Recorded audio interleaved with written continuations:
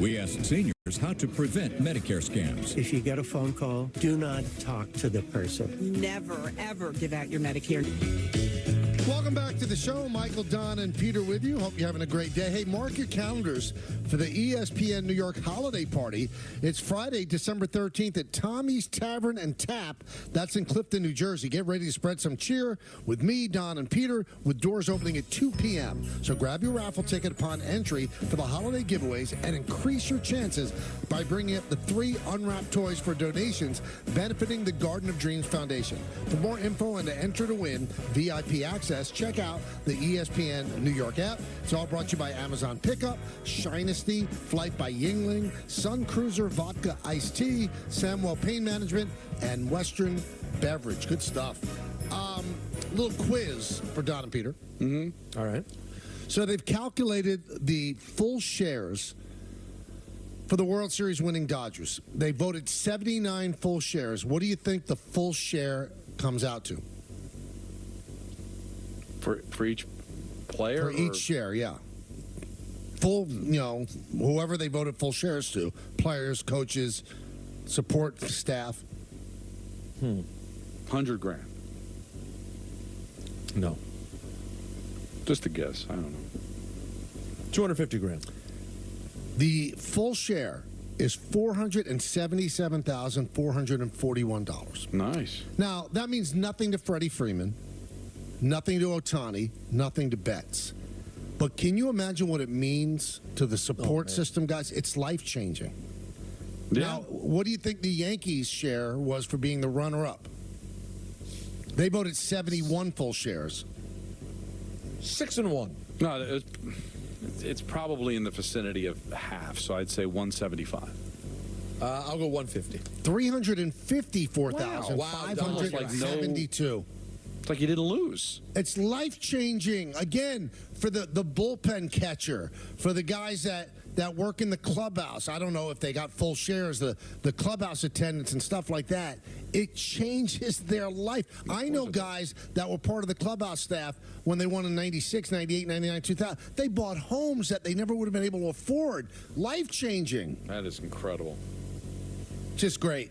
I'm so happy for all of those people. If they, I assume the players were generous because the 71 full shares the Yankees voted. And, you look at the players, there's only 26 that were on the final roster. Let's say they count 40 of all that guys that played during the year. I don't know if they all got full shares, but there were 31 other full shares they voted. So, without naming names, Michael, give me the position of, like, the lowest end person that got a share. I don't know. I don't know how they voted. Like traveling secretary got something? Traveling secretary, I would think, got a full share. I'm sure the media relations director gets a hefty share. I don't know if it's full. I hope the PR guys get, because those guys work their tail off. All of these people. So, I mean, when you work and you get a team that finally gets there, boy, it doesn't mean so much. It means more than it does to the players. Again, what does $350,000 mean to Judge? Now, I can't say it doesn't mean anything, but the guy made $40 million last year. So you're saying he has that in his ashtray? I don't know if it's in his ashtray. That would be irresponsible, but it's probably close to that, yeah. Yeah, he's got cash. He's got cash. Hey, it's game time, Peter. We love it. It's brought to you by Tullamore Dew Irish Whiskey. No locals in action tonight. Because everybody played last night. We should just talk about the Ravens. But we do have an NBA Cup game on 880. Coverage of Bucks Heat will follow Dan Gross at 7:30. That's game time brought to you by Tullamore Dew Irish Whiskey. Because when it's game time, it's Tully time. Tullamore Dew, the original triple still, triple blended, triple cask matured Irish whiskey. Be sure to grab Tullamore Dew and try the brand new Tullamore Dew Honey during tonight's Ask and Glass up to enjoying Tullamore Dew responsibly. Peter, the floor is yours. You made a great pick. So did Aaron Boone. And I'll tell you what, when they went for it on 4th and 1 at their own 20, I said, John Harbaugh is here to play. He's not messing around. Oh, yeah. Stones. Oh, my. Cube, Stones. But before, Peter, I still did not get them going for 2 when they had a chance to. Yeah, that was odd. I guess they want to make it out of reach. It would have been 9. There's no way. You mean going for 9? Yeah, instead of just kicking the extra point, making it 8. Well, I get it. I get it. But you also got 3 points, and you now are within 4 of me. It would have been 7 if they didn't cover. Right there. No, that's real. Either and way, the line is 3.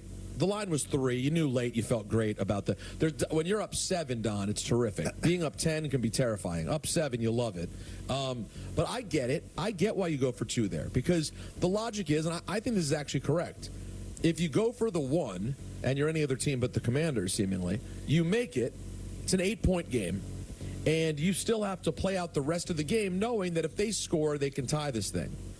If you get the 9, it's over. It's an actual game. But it was still early in the 4th. It wouldn't have been really over. Yeah. No, I get it. But if it doesn't mean it's over in that moment. But it means that when it comes down to it late, you'll have that 2 possession to play with. Or even right now, you have 2 possessions to play with. Versus, even though 8 isn't exactly a 1-score game. It's not a 1-score game, but it's a 1-possession game. I get it.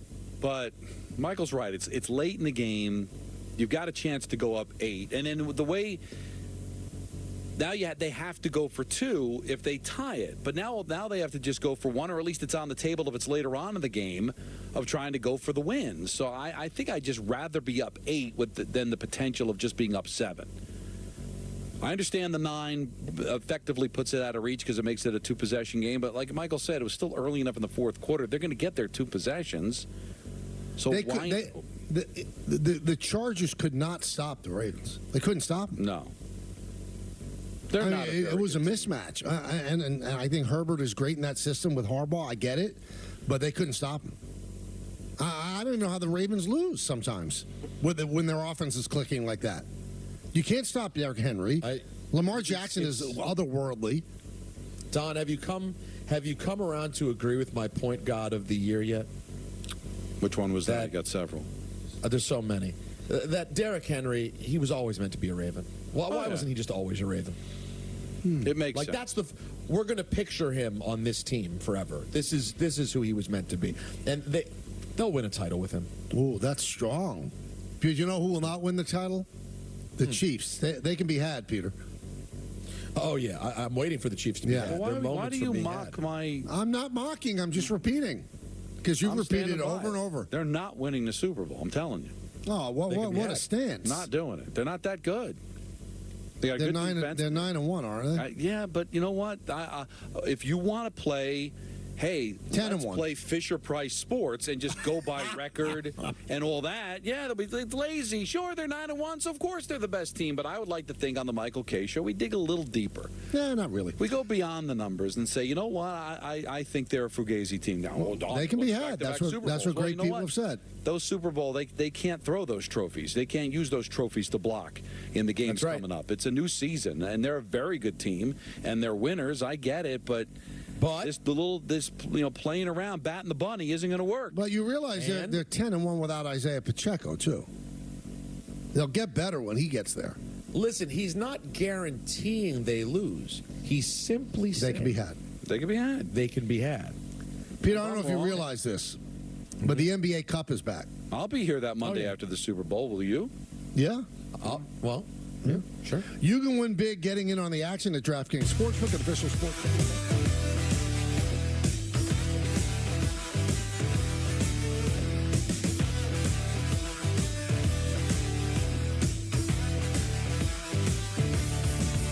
Hydration is essential, and Advocare Rehydrate makes it delicious. With 8 refreshing flavors like berry lemon ice and pomegranate tangerine, use code THIRSTY to get a free sample pack with your first order of Rehydrate and try all the best flavors to find your favorite.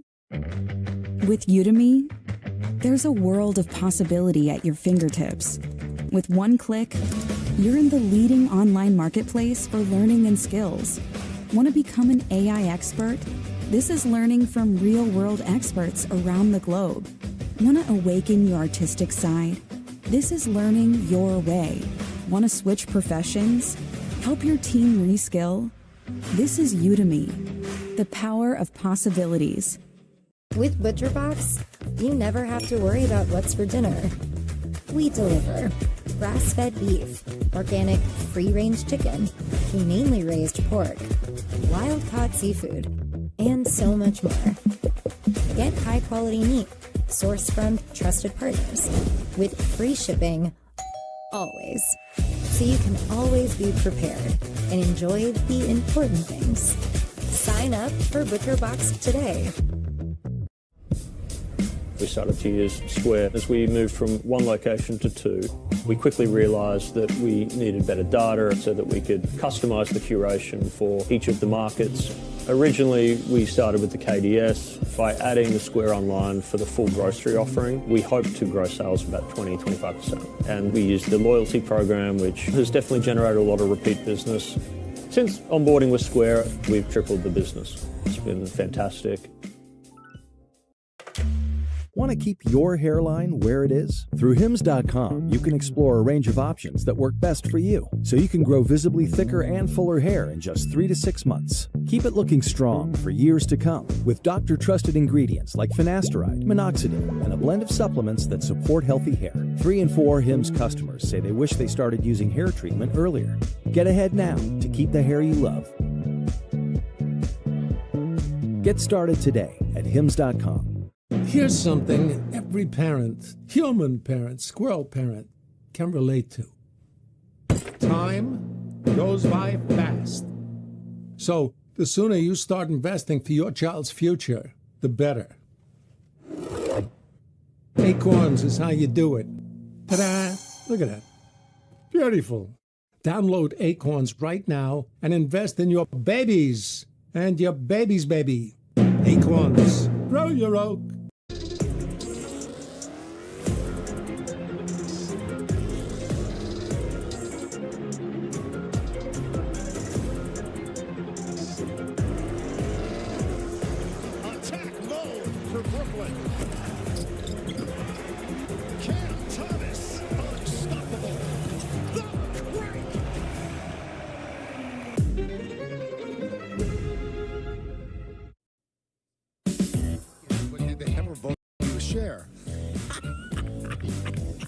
You know what? It's a fair question. You got rings. Oh, well, but the rings are from the team, or from the organization, or from the Steinbrenner family. The shares are voted on by the players. If they had a Dixie cup of water and I was on fire, I don't think they'd dump it on my head. No. Let alone vote me a full share? Of course not. The players don't look at the broadcasters as part of the team, and they shouldn't. We're not. But it's a fair question. I mean, Jarv doesn't know the inner workings of the Yankees. I told him the answer. I said they wouldn't. It would never happen. It would never happen. You're with them. You travel with them. You watch every play. You make. But occasionally, I have to point out that whatever Joey Fadunkeberg is one for his last 40. They don't like that, so that doesn't make them. That doesn't make you part of the team if you point out that Joey Fadunkeberg is 1 for 40. Is Fadunkeberg like Badunkadunk? I hope not. I don't mean it that way. From the same region of I never heard a place. This portion of the show is brought to you by Infinity. Experience the Infinity lineup at your tri-state retailer today. Hey, I don't know if you guys have watched a lot, but you should. What's that? The Knicks are really a great offensive team.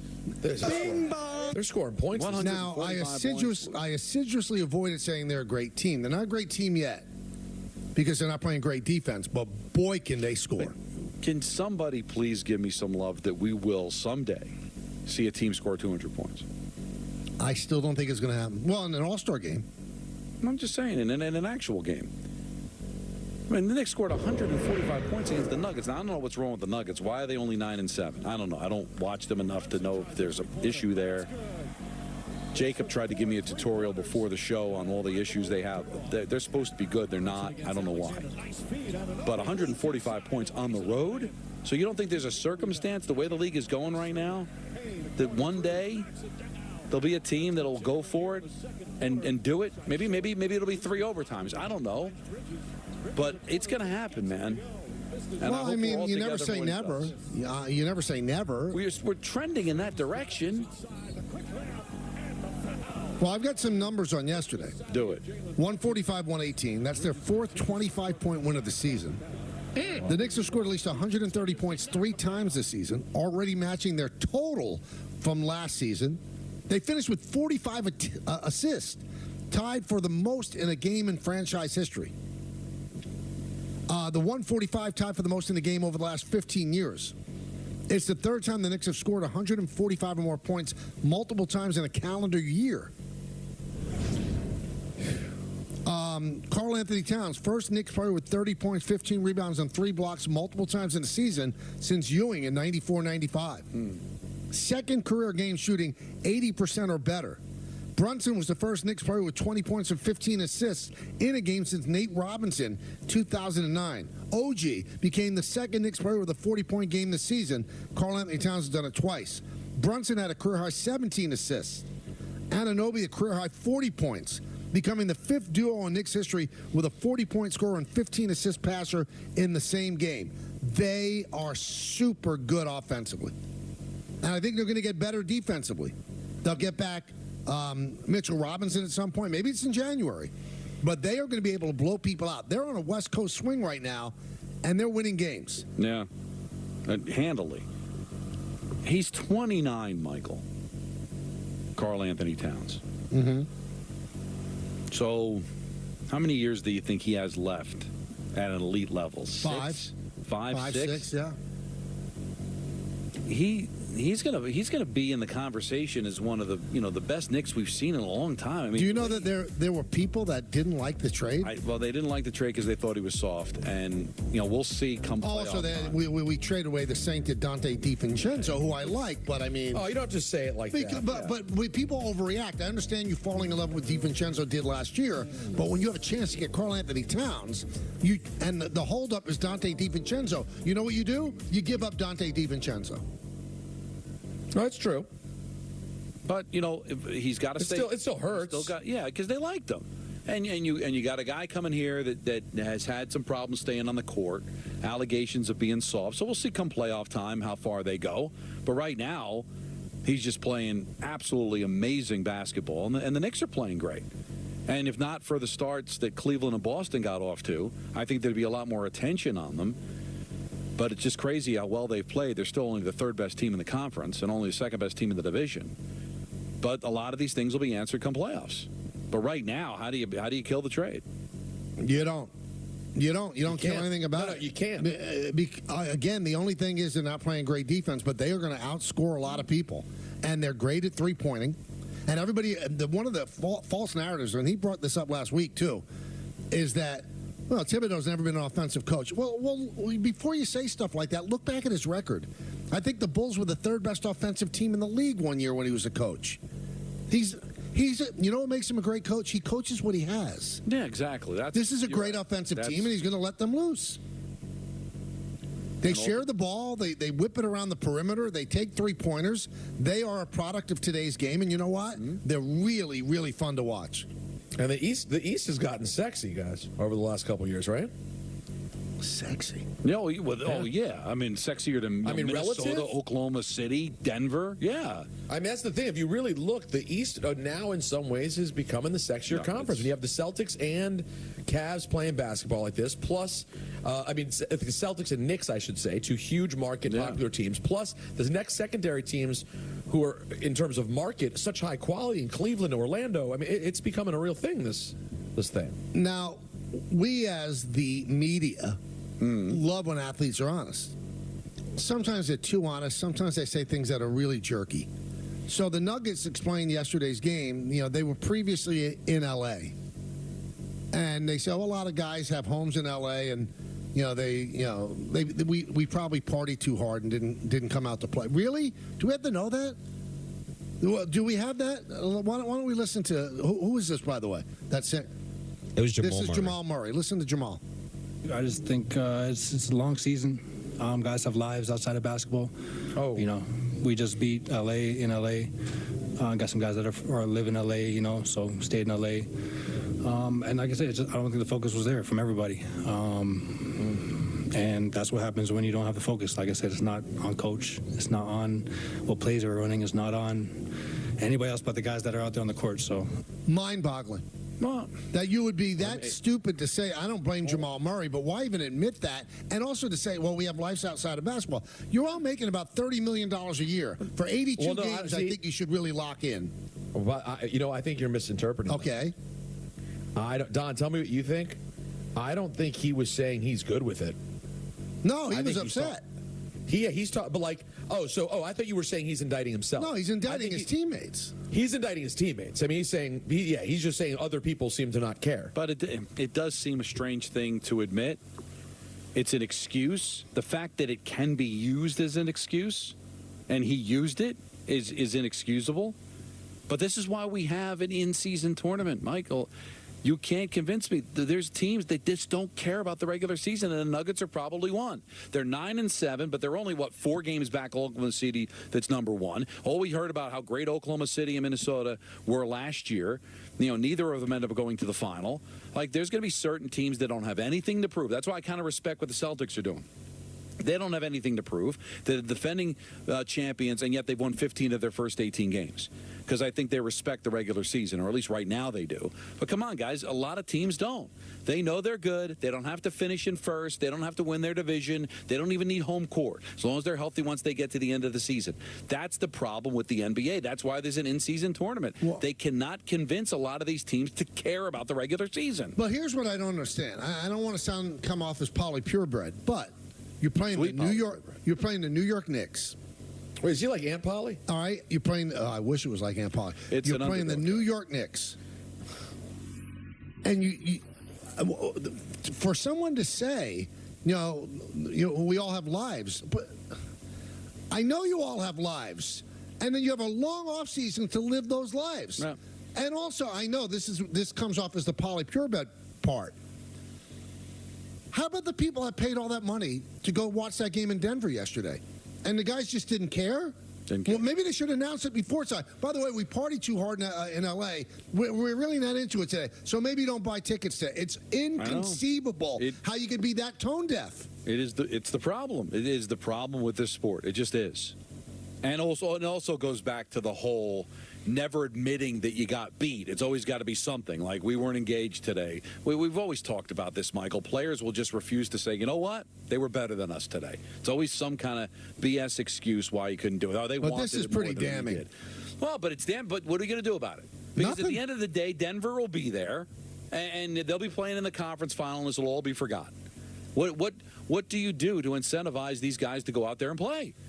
You would think at home, listen, I'm not saying the Knicks are any great shakes around the nation, but it is a New York team, and we've seen, Michael, you travel with the Yankees, I travel with the Rangers, you go places, anywhere. I could be doing a game in Calgary, and there'll be 2,000 Ranger fans in the building. They've got fans everywhere. It's New York. I mean, this is an up-and-coming team. You can't get fired up for a game against the Knicks in Denver. So I guess you don't care. But we've seen, whether it's load management for games that are on TNT or ESPN or ABC, these players don't care, man. Well, all they care about is, hey, I'll be ready come playoff time. Some teams are going to care because the Atlanta Hawks were just fined $100,000 by the NBA for sitting Trae Young in a cup game. That's the only. You got to take money away.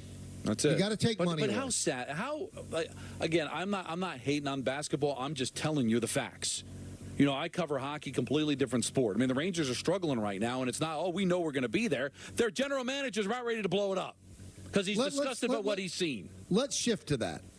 How serious is this, Don? It's very serious, Michael, because you know what? They're not getting judged as just some team that's trying to make the playoffs. Because if they didn't do anything, they'd still make the playoffs, but it's not good enough. They'll make the playoffs. There's a lot of bad teams, and they're still a very good team. I mean, I think yesterday was a byproduct of a long Western swing, and they come back, and St. Louis had just fired their coach. Jim Montgomery comes in, so they were fully engaged, and the Rangers just got beat. All right, but it's not just about one game. It's the previous 2 games in which they allowed 40-plus shots. 3 straight games that have allowed 40-plus shots, lost them all. The only team that they've beaten so far where you go, hey, that's a nice win, was the win against the Toronto Maple Leafs. They were tested against Washington, lost. Tested against Florida, lost. Tested against Winnipeg, lost. Tested against Edmonton, lost. So if they don't do anything, they'll make the playoffs. They'll be a wild card. They'll finish in 3rd in the division and maybe win a couple of rounds. But this team thinks they can win the Cup. They went out and hired Peter Laviolette and fired Gerard Gallant because they felt like they can win the Stanley Cup. This team does not look like they win the Cup. This core isn't working. You can't keep firing coaches and general managers and still be able to keep the same core alive. And I think Chris Drury has recognized that, and now he's going to be shopping some of these guys. He just is, and I don't think it's just a shot in the arm. I think he's very serious. Now, whether he's going to be able to do it, these guys have no movement clauses or half no movement clauses, but at some point, they're going to have to make a big deal. They have not made a big in-season deal. I'm not talking about trade deadline when they picked up Tarasenko and Kane and all that. I'm talking about a big-time in-season move since going back to the Nash days and the St. Louis days. That's a decade ago. And I think the guys like Kreider, like Jacob Trouba, they possibly get moved. It's just a matter of finding a suitor. And Drury might have to get creative and give up some of the really good young talent they have in Hartford to make a team take on these salaries of Kreider and Trouba. So it's real, man, because you watch that team, that does not look like a team that's going to win the Stanley Cup. Kreider and Trouba, you think, are part of the problem? Excuse me, I'm sorry. Do you think Kreider and Trouba are truly part of the problem? It's not a part of the. It's just not good enough. You know, it's just not good enough. I mean, Jacob Trouba right now is playing like he's a third-pair defenseman. Chris Kreider, he's played on the top line for Zibanejad. Yeah, it works for goals. He's got 9 goals and, like, no assists. You know, a lot of it comes on the power play. They've been bad 5-on-5 for 2+ years. Zibanejad, Kreider, all these guys are culprits in the fact that they can't seem to generate enough offensive strength. And the last I checked, that's where the majority of the game is played. So they'll beat the Ducks, they'll beat the Kraken, you know, and they'll make the playoffs. But if you want to win a Stanley Cup, they're going to have to shake this. They've had Kreider for a while, Zibanejad for a while, Trouba for a while, and you've already gone through 3 different coaches during that span recently because it seems like they want to say that this core is enough. Chris Drury's admitting that the core is not good enough, and they're going to have to try to do something. You're not blowing it up in the sense of rebuilding because, as I said, they're good enough to make the playoffs. But if you want to make something to where they can take that next step, then they're going to have to make a move. Otherwise, you're looking at second round, third round, but are they going to find a way to win? I thought there was only one team they needed to get by, and that's the Florida Panthers. But watching the way they played, do not be deceived by their record. This is not a team that right now, as of November 26th, is good enough to win a Stanley Cup. I think Chris Drury has recognized that, and I think some moves are coming. Let's go to Mike in Long Island. Mike. What's up, guys? How you doing? Good. How are you? Good. So I wanted to talk to Don about this. So over the summer, right after the Trouba deal, I called in, and just hear me out. I called in, and I called the Rangers a country club, and you disagreed with me, and I truly feel that the start of the season is a result of that. And just hear me out, right?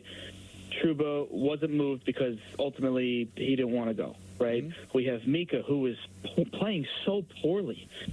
Nothing happens to him. There's no benching. There's no accountability. I mean, last night, you had Lafreniere and all the young guys answering questions. Where's the leadership group? That is the sole problem with this team, is that there's no accountability. And I truly still feel it's a country club. Well, these guys have taken you as far as you can go. I will still disagree about the country club, Mike. Maybe it's just not good enough to take them to that next step. I mean, they didn't move Trouba, not because of country club. He's got a no-movement clause, and now they're going to try to find a way to work around that. Same thing with Mika. He's got a new movement clause. I mean, it's very difficult to find another team that's going to want to bring in Mika Zibanejad that looks lost right now 5-on-5. I mean, so you bench him, but what are you going to do? Michael always brings up the analogy of, ripping the fat kid for not being able to climb the rope. I look at this team and I say, you've gone as far as you can with this team. So, guys, I don't think it's a country club. Peter Laviolette does not run a country club. Chris Drury doesn't run a country club. It's just looking at the players and saying, maybe the reason is that this is as good as it's going to get. And now they're getting older, and this is as good as they're going to be, and this is as far as we can go with this core of players. So, to me, it's not a benching away from turning it around. It's not a threat. It's not. Mika Zibanejad talks after every game. Kreider talks after every game for the most part. So it's not a country club. It's just this is as much as they could get out of this core. And now it sounds like Chris Drury trying to get out of the core. Let's go to Noah in Freeport. Noah. Hey, guys. First time, long time. Thanks for taking my call. Welcome aboard. Kind of a crazy story. I wanted to see if you all had heard about it, and if you have, what your thoughts are on Paul Bissonnette and the brawl he got into with those 7 guys at the restaurant he was at. Yeah, I did hear about it, and I'll quickly fill everybody in, Noah. So he's out of Houston's, I think, in Arizona. Mm-hmm. A great choice, but that's a great choice. They have an unbelievable French dip. I'll just say that. And the spinach dip will kill someone. Really? Oh, yeah. I wouldn't. But anyway, so these guys had been golfing, I guess, and they had a lot to drink, and the manager cut them off. And then they're aggressively going at the manager of the GM of the restaurant.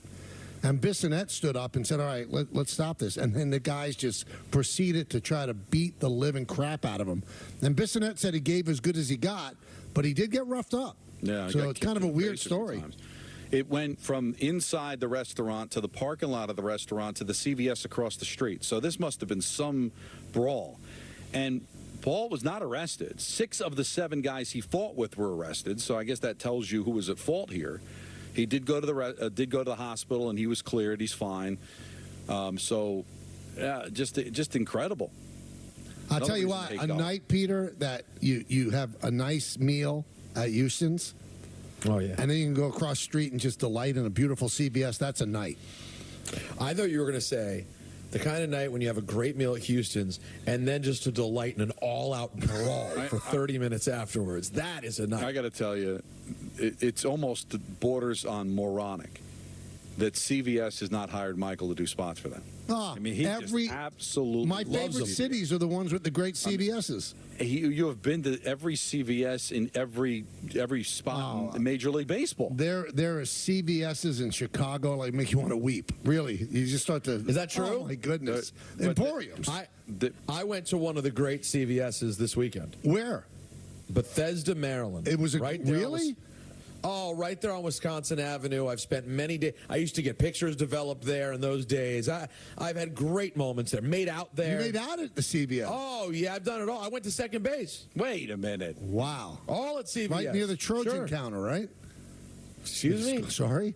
They have a whole that's how great CVS is. They've got a whole Trojan counter. But it's locked up now. It takes away all the mystery. You got to get someone. Yeah, you got to get someone. And then you're just mortified. So you say, you know what, I'm not going to do it. But the CVS across the street from the Wrigley building, ooh, wow. No, in the Wrigley building, it's a 2-floor Emporium in Chicago. It's unbelievable. Everything you need in life. Right. You could buy it at CVS. You could do all your groceries there. Everything. Drugs, everything. You have a cold, everything. Makeup, everything. Think about it. Although I got to tell you, this lunch hour all of a sudden that's come out of nowhere is kind of bothersome. What do you mean? Oh, yeah, when they shut down the pharmacy. I mean, good for them. I know they got to eat, but, It's only a lunch half hour. I mean, what are they doing? They're wolfing the stuff down like a badger? Yes, but when you need something in that half hour, and it's everywhere. It's like, what is it, 1:30 to 2 or 1:30 to 2, you're shut out. You're done. There's no drugs to be had for that 30 minutes anywhere in the country. It's not right. Yeah, you need an EpiPen. You're dying, and if it's 135, you're out. Listen, I think anybody could survive. You get your amoxicillin, but when you're moving around, and you got things to do, and all of a sudden you see that shuttered up. Oh, it's not good. It's a kick to the cubes. I'm told by Anthony it's a union agreement. I don't know how Anthony. No, I know. I mean, listen, it's all on the up and up. It's just it's not very convenient. You know what is convenient? When Peter tells us about FanDuel.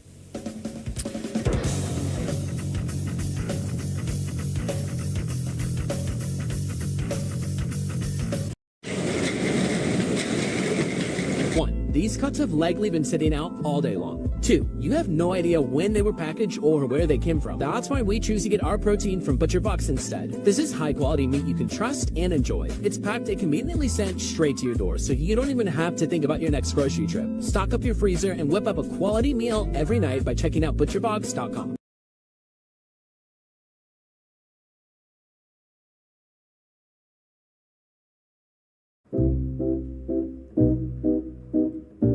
It was a game day, so I had to wear my whole cheer attire. It was a clumsy kiss. Like I had sweat beads coming down my face.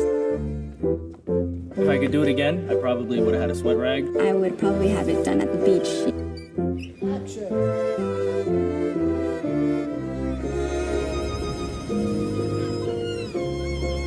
Keeping your lips smooth since before you knew how to use them. Do it again? Yes.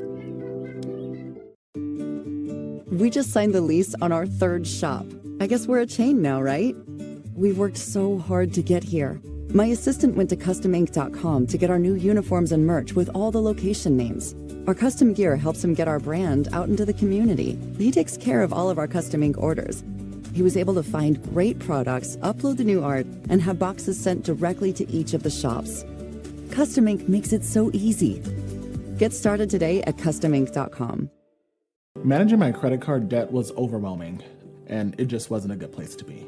My name is Carter, and Upstart helped me get rid of that credit card debt with a personal loan. Checking my rate with Upstart was super quick, super easy. It took me a few minutes to get my pre-approval and to get my interest rate. I got my money the next day. To just have one due date a month and only paying one person made my life a lot easier. Super easy to the point that I referred my friends to come and get a loan with Upstart.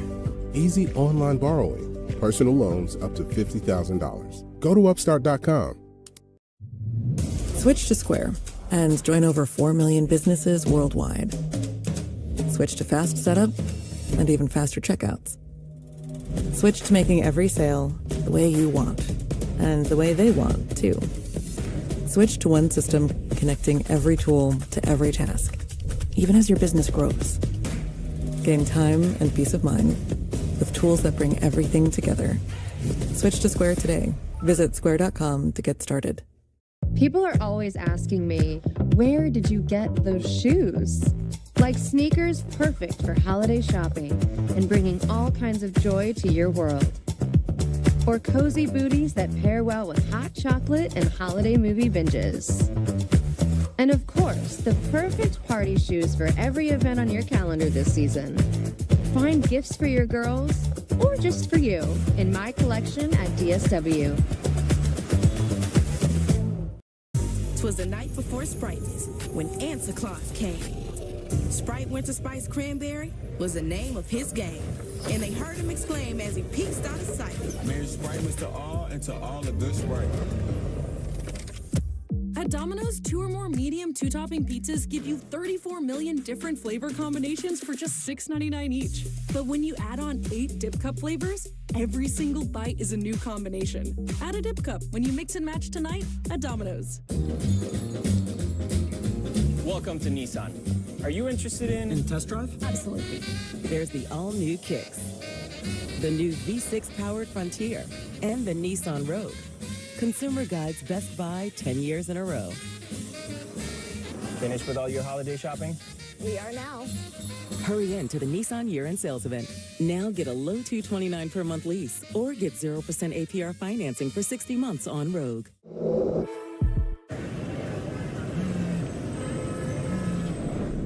Hi, Eric. Hi, Mel. Is now good for a quick catch-up on your plan? Yes, now's great.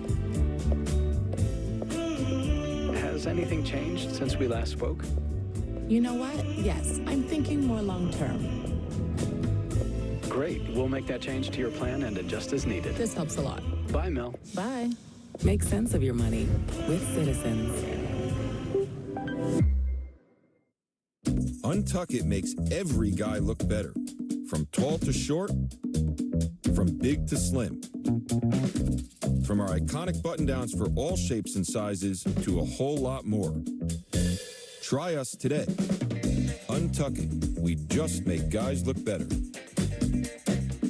Oh, and we make great styles for her, too. Shop the sale now at untuckit.com and more than 80 stores worldwide. New Yorkers are tough and work hard. Respect to those working or retired from hard jobs, living on a fixed income. Because making ends meet can be hard, but paying your energy bill shouldn't be. New York State and New York State Utilities have partnered to build New York Energy Advisor, a one-stop site to find programs and resources that lower your energy costs. It's quick, it's easy. And then it's done. Go to energyadvisor.ny.gov today. From the personal experiences that shaped you to the accomplishments that shaped the world, every moment of a veteran's service is meaningful. At the Library of Congress Veterans History Project, we ensure those moments are never forgotten. For 25 years, the collection has made the experiences of U.S. military veterans accessible to all. Veterans, now is the time to share your story and make our history more complete. To submit your stories, photographs, and documents, visit loc.gov/vets today. When your child needs her wisdom teeth out, how will you deal with the pain? Are opioids the answer? A child prescribed opioids is 16 times more likely to develop an opioid use disorder. In New Jersey, thousands of families lose a loved one to the opioid epidemic. I am so sorry. I didn't choose an alternative to opioids. Don't let her toothache lead to your heartache. Be wise about wisdom teeth. Go to drugfreenj.org. Hi, everyone. Welcome to ENN. Ray Rowe. On TV. It's brought to you tonight, of course, by our dear friends at Security Dodge. I'd like to start off by saying good evening to Michael. Everything. Drugs. Everything. And to Don. There's no drugs to be had for that 30 minutes anywhere in the country. And to Michael and Don. Yo, we making our picks Wednesday? Well, let's make them on Monday. To myself, is Fadunkaburk like Badunkadunk? And to myself, excuse me? A quickie? You see? You see, Don? Oh, I see. Can I get that one more time, kids? Excuse me? A quickie? Why did I say it like that? What a strange thing. Guys, I have so much audio to get to. And Don hates audio. Yeah, but not during this the segment. Did you Did you almost drop the S word? Wow. Not during this ish right here. Wow, I didn't expect that. Neither did I. Very comfortable today. I guess so. Holidays right around the corner. All right, let's start. Do you have the playoff music? You guys got that ready, right? All right, get it ready. They got to have it ready. Let's hear from Coach Thibodeau on what's going on with OG offensively. No. Just like who we are as a team. The game tells you what to do. So if everyone's working for each other, good things come from that. A lot of the things that he does well, like run the floor, move without the ball, cut, shoot the three, as long as he stays in motion, we get him into space. And the more guys cut, and we can drive left cutters down. I'm not going to reveal my source. Yeah. I was told by somebody that if you played a drinking game where you took a shot every time Thibodeau says the game tells you what to do, you'd get hammered. You'd be hammered all night long. I mean, we could do it for every single manager or coach in the city. I'm like Aaron Boone would be, it's all in front of us. Right. For Girardi, it's not what you want. Right. Dable goes... just didn't play well enough. Just... What about Salah? He didn't have a go-to, I don't think. I'm sure he did. No, he did. We're forgetting. He had a couple of things. Let's hear from Coach. I want the job. No, please give me the job. Please, I'm better. I'm so good at this. You're making a big mistake. Trust me. Here's Coach Dable talking about the how is old Tommy DeVito feeling? Tommy, we were practicing today on a walkthrough. He would be limited. His forearm is sore, and we'll see where we're at. He had a walkthrough right before this. It is sore, so we'll see where we're at here. He threw in the walkthrough. I wouldn't say it's timing or a lot of depth to it or velocity to it, but he was throwing in the walkthrough. He's going to test it out here today in practice in another walkthrough. All right. So I'm hopeful, but okay, new drinking game. How many times can you say walkthrough during one segment? I'll tell you what. I feel sorry for DeVito. If he's going to keep playing and teams are going to keep blitzing, he's going to get seriously hurt. Forget about a forearm. He's going to get seriously hurt. Well, let's ask him how he's feeling and if he'll play on Thursday. Sore. Whole body's kind of sore. First time playing in a while. It's a couple shots. It's only not even 48 hours, so, things are still kind of just settling in. The plan is to play, yeah. Maybe just see how I feel tomorrow. Hopefully wake up feeling a little bit better after I get some more treatment today, so looking forward to tomorrow. There's something about being body slammed repeatedly by 300-pound men, guys, that makes you feel a little bit of pain. And you know how that feels, Peter. Well, kind of. Wait, what did you mean? What are you insinuating? Because, Don, obviously my first thought was a reference to wrestling. I didn't even mean that. That would be showing you some respect. Right. Yeah, like he means you're a champion. Right. And you know what it's like. Do you guys know that there are these like fakakta ridiculous websites in pro wrestling, probably like there are with everything these days, that are like basically AI? Like not entirely, but the articles they write are just ridiculous. And they take stories and give it a fakakta headline, and it's like a half-ass article. You seen anything like this in any? No. Anthony, you know what I'm talking about? Anthony has no respect for you. You've asked him 2 questions today. Nothing. It's eggs. Radio it's silence. Is his mic broken? No, I don't think he likes you. He's not taking calls during ENN. Yeah, there's no calls. What's going on? Who's on the board today, Jacob or Tom? Oh, it's me today. Jacob, what's going on with Anthony? Why is Ball Jacob? Why is Anthony ignoring me? Well, one, his mic was in a guest one. So it was in a different output than it was. All right. And he's been busy back there. You know, he's taking calls. He's just dropping in sound. You sound like Dable talking about the team. Why don't you play yourself off, Jacob? Yeah, you know what? Yeah, thank you very much, Jacob. It's taking so calls. long. I wouldn't My say answer was I'm going to need an example. I wouldn't say that there's much velocity or accuracy to the calls, but, you know. Okay. The example, Anthony, of a website that makes up fakakta things is sportskita.com. Oh, yeah, I've seen that. Absolutely. The other day, whenever I get mentioned in an article, they write about me as a former WWE champion. I send it to them. It has to be that. It's insane. Dominic Mysterio trashed me and Rey Mysterio, and it says Dominic Mysterio trashes 2 former champions. I shouldn't be called champion next to Rey Mysterio, guys. But you are a champion. You know what? You're not wrong. It was on this show. Let's hear when it got taken away. Well, one of the great moments in the history of this show.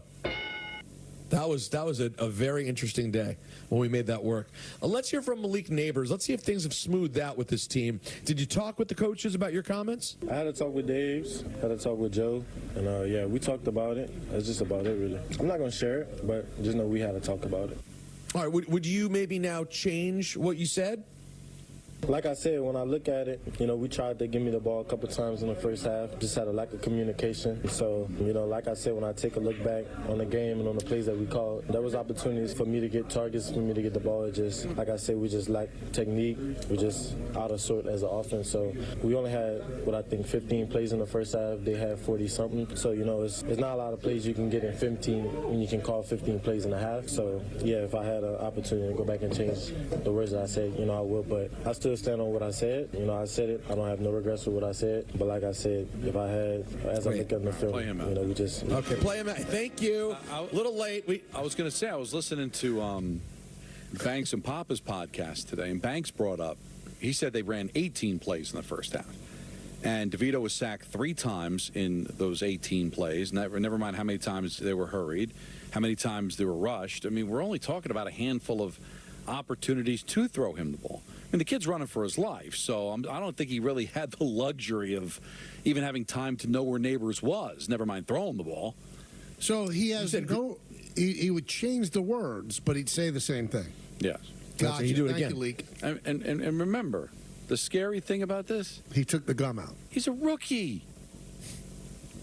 Yeah, imagine a rookie acting this way. I understand he's great. And I understand he was your first pick in the draft and all that, but this is a kid. Talk about lack of leadership, man. Oh my, the wheels are off, guys. This is bad. Well, you know, it's funny you guys bring that up because Malik was asked, does he have the clout to talk about things this way? Why not? Just because I'm a rookie, I'm a part of a team. I mean, I got added to this team to be a resource, to be somebody that can change the game. I'm not going to just sit back just because I'm a younger guy and just not speak on how I feel. They want me to speak up. They feel like my energy helps the offense in a way that to be explosive. So that's just how I am. I'm not going to just sit back and just let it go down just because I'm a young player. Clout don't mean nothing. I still play football. I play it at a high level. So whoever's saying I don't have the authority to be speaking out, that's on them. Well, listen, he could say whatever he wants within that room, but a rookie throwing like the organization under the bus post game, it's just wow. I mean, you're really impressed with yourself. Well, that's the thing, is that he basically said, yeah, I've got the clout because I'm probably one of the best players on this team. But there is a pecking order. You've been here 5 minutes. Nobody's saying you're not great, but you let the leaders lead. And just kind of, it's not a matter of being right or wrong. It's just, is it appropriate that a guy that has been here, 11 games, is throwing more wood on this fire? Yeah, but if you remember Hard Knocks, Don, he said exactly how he was going to be, and they still drafted him. They showed that, Dable was interviewing him and said, how are you going to react after losses? I'm going to get upset. If you don't get the ball, I'm going to. He told them. And they said, you know what? He's so great. We're still going to pick him. So Again, this is no surprise to any of them. And another pick, and I'm not saying it was the wrong pick, because I think he's going to be a really, really good player, and you need great wide receivers. But this pick was to help Daniel Jones. Just like Saquon would pick Sounds familiar. was to help Eli Manning. So you drafted, what was it, 6th overall, a really great wide receiver to help Daniel Jones, who's no longer here. Now, the good thing is he'll help whatever quarterback is going to be here because he's that good. But, your motivation has to be down the road as much as it is for the now.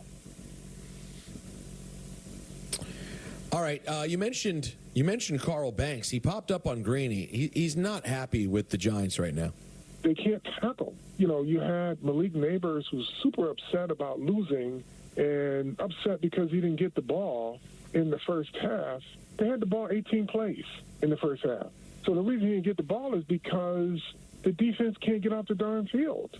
That's a problem. I thought there were some DWIs out there, some don't want it. That has to change. You put on a uniform, you're expected to play. People are saying that they're quitting on the coach. That's the worst kind of quitting you can have when somebody's punching you in the face and you call yourself quitting. I'd rather just fake an injury or just don't show up. But you can't go out on the field as an independent contractor and think you're protesting by not playing well. They're beating your butt. I don't know that. I don't know that type of football. Love that man. Yeah, he's the best. He's the best. I wonder if we'll see him again at the NHL store on Monday. Remember we saw him last year? Yeah, he was terrific. We should reach out. Now, in other news, I have confirmed that Mike McCarthy once saw Jerry Jones commit a heinous crime. What do you mean? And yeah, he's the only person who saw this act. Right. It has to be. Because Jerry Jones was speaking on 105.3 The Fan and was asked about whether a contract extension for McCarthy could be possible. And Jones said, quote, I don't think that's crazy at all. That's not crazy. Listen, Mike McCarthy's an outstanding coach. Mike McCarthy's been there, done that. He's got great ideas. The bottom line is, no plays in my body language or anything else have you seen an indication about what we're going to do relative to the staff at the end of the year. And we shouldn't. We've got a lot of football left. And yes, Mike McCarthy saw me kill a guy. And that's how he ended it. Because it's the only thing. I'm joking, guys, but that's am I missing something? I don't know, but you know what's so interesting about what you're saying? Huh. We're kind of making fun of Mike McCarthy not being that great of a coach. Why is he still the coach of the Dallas Cowboys? Mm-hmm. Half their team played in Washington, and they won the game. And they still won. So you know what? How about Dable doing that? How about Dable getting his team ready to play? Well, Jerry Cowboys looks didn't at the give up fact on their guy. That McCarthy's won a Super Bowl more recently than he. Yeah. And you had Parsons talking some smack about McCarthy. So say what you want about Mike. I think he's an overrated coach. I don't think he's a great coach and probably doesn't deserve to continue being a coach of the Dallas Cowboys because it's not really about this year. It's about all the talent he had previous and couldn't get it done. But he managed to get his team ready to play despite all of the injuries, despite the fact that the leader on the team called the coach out. They still came to play for him. Or for themselves, or for whoever, they came to play and beat a better Washington Commanders team. And the Giants turtled against a very average Tampa team. What does that tell you? That is very, very true, Don. Aaron Rodgers was on Pat McAfee. He was asked, will you ever forget about the people who've attacked you?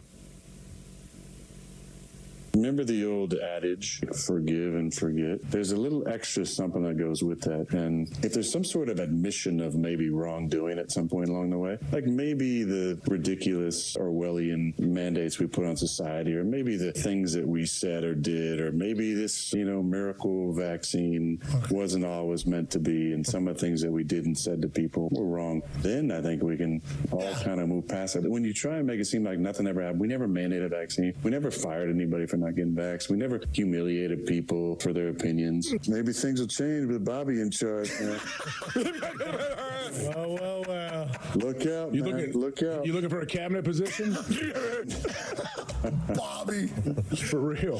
Well. Let's hear what Bobby's got to say. There's some people quaking in their boots right now. I could fathom. Tell you that much. I love Bobby. He is a Bobby's moron. coming. I've never seen someone who thinks they're the disparity. Like, I'm not saying he's actually a dumb guy, but the disparity for Aaron Rodgers between how smart he is and how smart he thinks he is as large a chasm as you'll ever see. You know what I'm saying? Like, I know my level of smart. You know, Michael has a pretty inflated sense of his own intelligence, but he's nowhere near Rodgers' level. Rodgers talks as if he is really privy to information none of us are privy to, and he's just a guy. Just a guy. Just a guy who watches YouTube videos and forms opinions. I don't flaunt how brilliant I am. Yes, you do. See, you just used the word brilliant. That's how you know. And flaunt. Speaking of someone who may be brilliant, we're not sure yet, but he's certainly rich. Steve Cohen, where do things stand with the possibility of signing, I don't know, Juan Soto? We're going to find out. It's either yes or no, right? There's no in between, and time will tell. Play him off. Yeah, listen, we'll see what happens, right? We built a great team last year, and I fully expect to do the same. You lost me at it's either yes or no. I had an idea about that. Who's worth $21 billion. I'll play. That's the. Yeah. What do I care? This is CNN. Peter eliminated. So Steve Cohen, he's a billionaire that has people killed. I didn't say that, but he yes, could. You did. I said he could. Well, why could he? I could too. No, you couldn't have people killed. You don't have the money for it. Why, because how you much have to does it really cost? present somebody a lot of money. I don't know if I find somebody absolutely desperate. Yeah, but they're going to botch it. Or maybe they will, but maybe they'll get it right. I get you. I don't know. Don, I get you a tow by noon. That'll do it for ENN. Brought to you by Security Dodge. Shop 24/7 at securitydodge.com during their Black Friday sales event. Well, I don't know if I've told you this, but the NBA Cup is back. You can win big.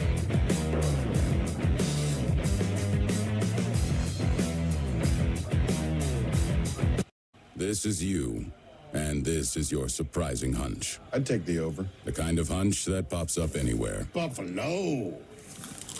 It's Broncos time. And right now, FanDuel is giving new customers $150 in bonus bets when you bet $5 if you win. Carolina! So you won't let a hunch go to waste and make every moment more. New customers bet $5, get $150 in bonus bets if you win. Only from FanDuel, America's #1 sportsbook. Welcome to Nissan. Are you interested in test drive? Absolutely. There's the all-new Kicks, the new V6-powered Frontier, and the Nissan Rogue. Consumer Guide's Best Buy 10 years in a row. Finished with all your holiday shopping? We are now. Hurry in to the Nissan year-end sales event. Now get a low $229 per month lease or get 0% APR financing for 60 months on Rogue. There's some big loot in town right now. The Emirates NBA Cup, and all the heavy hitters are after it. Again. It's on. Oh, it's on. This season, it's heavily guarded. Step back. The whole league is after this thing. That cup is mine. But there's only one way to snatch the cup. Let's see what happens on the court.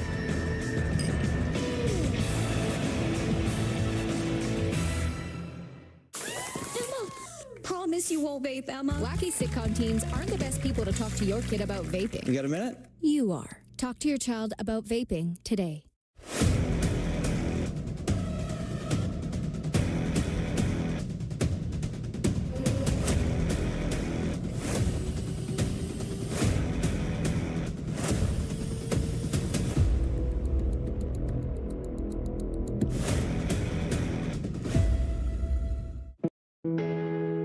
Cancer can be a challenging journey. One that no one should take on alone. And Stand Up to Cancer wants to make sure no one has to. We bring together the best scientists and doctors to accelerate research, leading to more effective treatments. With each new advancement, we're getting closer than ever to our mission of making every cancer patient cancer-free. To get there even faster, we rely on the support from individuals like you, so that through our combined efforts, more patients and their loved ones will see that even though cancer may interrupt the journey, it doesn't have to determine the destination.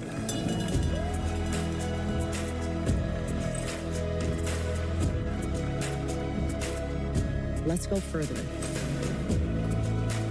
Together. Join us and learn more at standuptocancer.org/AA. We're unboxing unbeatable values for your home every Friday in November. And our third unboxing is snoozable sofas. They store more, pop up, charge more, come in multiple colors. Because every day is like Black Friday when you dare to compare at Bob's. You could pick from hundreds of law firms for your mesothelioma or asbestos lung cancer case. But would you be confident that you made the best choice? Whites & Luxembourg is the firm that has represented more asbestos disease clients than any other firm in the metropolitan area. With 30 years experience, they have New York's highest recorded asbestos verdicts of all time. The choice is clear, and the stakes could not be higher. Whites & Luxembourg has our backs. Call Whites & Luxembourg today. Call Whites & Luxembourg today at 917-LAWYERS. That's 917-LAWYERS. Well, if you want my 2 cents on interest rates, we got options. My 2 cents. This one's priced to sell. My 2 cents? My 2 cents? My 2 cents? My 2 cents? My 2 cents? Here's my 2 cents. I'm planning for the future. Interest plus interest equals more interest. Come on, man. You gonna get that? And now you can get a great deal on your favorite model at the Hyundai Getaway Sales Event. Plus, every Hyundai is backed by America's Best Warranty. Hurry to the Hyundai Getaway Sales Event before this offer ends. Make your next getaway your best one yet. This Black Friday, get a Santa Fe for 1.99% APR for up to 72 months or lease for $269 a month. Hurry in. Why did you invite him? He was out there all alone. Great party. I really feel the warmth. I wish this night would last forever. I'll get him up. M&M's for all fun kind. Recently, Congress set an annual limit on Part D out-of-pocket costs to help Medicare beneficiaries better afford their medications. In 2025, that annual limit will be $2,000. Another new benefit, called the Medicare Prescription Payment Plan, helps beneficiaries spread their out-of-pocket costs into monthly installments with no interest or fees. To sign up, you must contact your Part D insurance plan at least 24 hours before you pick up your prescription. This is important because you can't sign up at the pharmacy counter. To learn more, visit www.loweroutofpocketcosts.org. Bad news, you've been arrested. Good news, you're innocent until proven guilty. Bail is set at $1,000. If you got that, good news, you go home and await your trial. If you don't, sorry, you go to jail to wait for weeks or months. But sure, you still presumed innocent. But since you can't afford bail, you've lost your freedom, and that's not right. That's why the Bail Project helps those who can't afford it while fighting to end cash bail, because freedom should be free. Visit linkedbylovetv.org to learn more about kidney disease, transplantation, and prevention. Get the facts, get checked, and get healthy.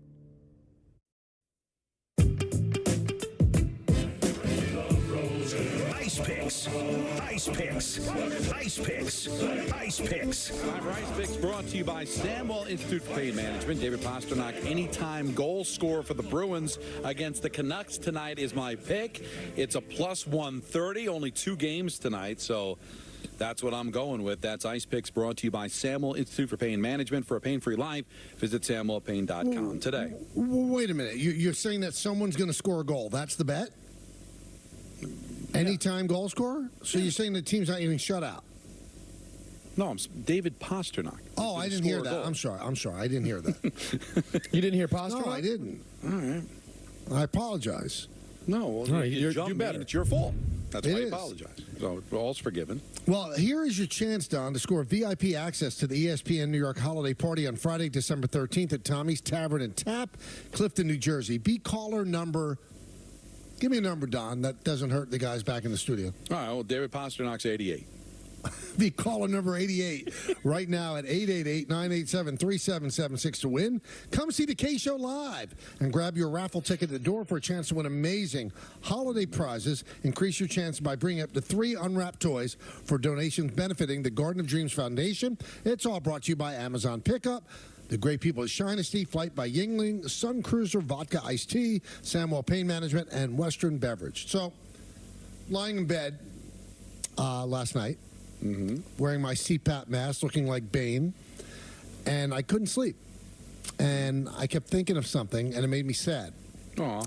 And I got tears in my eyes I thought maybe it's because the air is leaking from that stupid mask that doesn't do anything except help me stop snoring. I don't feel refreshed. Everybody says, "Oh, you're going to feel so refreshed." Nonsense, not a bit. But I don't snore. You're not getting better sleep. No, but I don't snore. So I guess that's the key for Jody. But anyway, I digress. Yeah, but you look like such a freak. The kids now know that I'm a freak. It's just awful. It's awful. Whoa. Okay. And I started to think about Thanksgiving. Mm-hmm. This is where I got emotional, Don. And I started to think about Peter and his family, like, people without a home going to Fogo de Chao for Thanksgiving. Okay. And you know what I did, Don? I woke up early, and I waited a decent amount of time, and I called up my sister, Debbie, who hosts us on Thanksgiving. And I told her my story, for Peter's story. And you know what she said? Please have them come to our home. Wow. I don't want them in a restaurant on Thanksgiving. Wow. I said, but it's also Natalie's family. She said, bring them all. No, it's not Natalie's family. It's my family. Well, she said, bring everyone. Don't let people be in a restaurant for Thanksgiving. It takes away the home. Well, it's not up to... No, I love your sister, but who the hell is she? But I presented it to her. She agreed with me. She said, we can't let him do that. Well, but he wants to do it. They're looking forward to it. Does he really want to, Don? Or is it he has nowhere else to go? Does. They had choices. With all due respect to you and your lovely sister, Debbie, you don't think that there's anyone in our lives who would have us at their home? I'm getting that feeling, yeah. Like this was, like, Don, it's sort of like someone's tragic path to homelessness. Like, it's a series of unfortunate events. But you're not eating. They don't have turkey at Fogo de Chao. They have the special Thanksgiving menu. Yeah, I know what they're doing over there. Please come to my sister's house. Is it going to be better than Fogo de Chao? Oh my goodness, lasagna, turkey, everything. I can't imagine Fogo de Chao, your sister's is going to have better food than You know what we'll do, Peter? Just because it seems like you got a bug up your bonnet about this, we'll give you that little wooden thing. Every time you want Debbie to bring more food, just pound it on the table. See? Now we're having a conversation. If I can do that, if I can do it the way you do at the Brazilian restaurant, with the green light and the red light, now we're having a conversation. Don, have you ever in your life been outside of a home on Thanksgiving? No. Never once in your life? Only once. Oh. I was doing a women's basketball tournament in my freshman year at Fordham, and I went to White Castle on Thanksgiving, and it was very sad. I mean, I've worked Thanksgiving, but always were able to work around, like stopping at, my grandma's and then bringing leftovers to Sports Phone or something like that. But, no, I don't remember ever not being. My family, we chose to go to a restaurant a few years ago at a resort that we stayed at. Yeah. That was great. Why are you such a traditionalist? Like, you can do different things. It's who you. Can't you allow me to love you? I appreciate that. It's very sweet, but I'm all loved up. Like, I'm good. Right. I mean, listen to this, Don. On the list of side dishes that they have at Fogo de Chao, garlic mashed potatoes. Very good. Warm pão de queijo. What's that? An incredible Brazilian treat. These little bread pastries filled with cheese. Yeah, I think that was a big thing with the Pilgrims. Farofa, polenta, feijoada. These are all just little side things. They have a pan-seared salmon. Do you think they had this stuff at Plymouth Rock? I think all of it's entirely made up. You know what? Then filet mignon. I'm a mignon guy. Filet mignon. You really hit that, don't you? Yeah, I do it. How about, Don? How about the medalhões com bacon, a.k.a. bacon-wrapped steak? Really? Wagyu. They have Wagyu. That's a drop. I didn't even mean Wagyu. No, and then you get to the desserts, Don. It goes on. I didn't even get to the. Why don't you ask Natalie what she would prefer? If she'd like to be at Debbie's house or not. I know the answer. You don't want it. I'm going to quote a great woman, Peter. Is it great or great? A great woman. I want to quote a great woman. A great woman. I want to quote a great woman. Can I join? See, can I join? Don, chicken, lamb chop, pork loin, spicy pork sausage, double bone-in pork chop, bacon wrapped no chicken, respect to pork Mike and belly. Mindy. None. They're loving this. Everyone is going to be happy up a storm. All right. You know what? I'm sorry. I love you. We're going to do so much winning. We will want to stop The other winning. thing, there'll probably be no TV, so there'll be no temptation to watch the awful Cowboy-Giant game. It's a win-win for you. Oh, here it is. Guys, this is big. I've seen it. Oh, holiday catering for Thanksgiving. They even do catering for Thanksgiving. Well, that's the way to go. So you can be in your home. Feel the love and warmth of your home, not a restaurant. Why can't I feel warmth and love in the restaurant? Home is where you hang your hat, and they're going to be hanging it at the amazing restaurant where everything's going to be taken care of for them. Thank you. Well, he's got to pay for it, though. You better not let your parents pay. No, I'll be paying. Believe me. Let me tell you something. My parents don't fight that much these days. Doesn't take too long. Nor should they. Freak. I make a quick offer. It used to be a thing. Right. Now, it used to be a long... Don, you remember this. There's a long fight back. Oh, no. Come on. No, we should. Now I go, I got it, guys. And they go, all right. Yeah. Well, they've earned that. They raised you. Imagine the amount of money they spend on a child. The amount of money you spend on a child that you should never let your parents reach into their pockets if you have money. You know what? I got to tell you, not in my case. My parents still owe me as far as I'm concerned. Not a moment of private school, including college. My college tuition was cheaper than anywhere in the nation. And the second I graduated, I was on my own, paying my bills, didn't stay at their house again. They were the parents of a child that broke up with a girl and dug himself a coffin grave. So, I mean, really, they put up with a lot. Peter, why don't you tell us about FanDuel? You know what?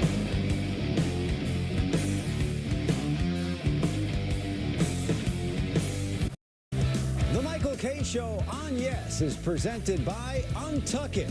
Shirts designed to be worn untucked. Shop now at untuckit.com. Untuck It makes every guy look better. From tall to short, from big to slim. From our iconic button-downs for all shapes and sizes to a whole lot more.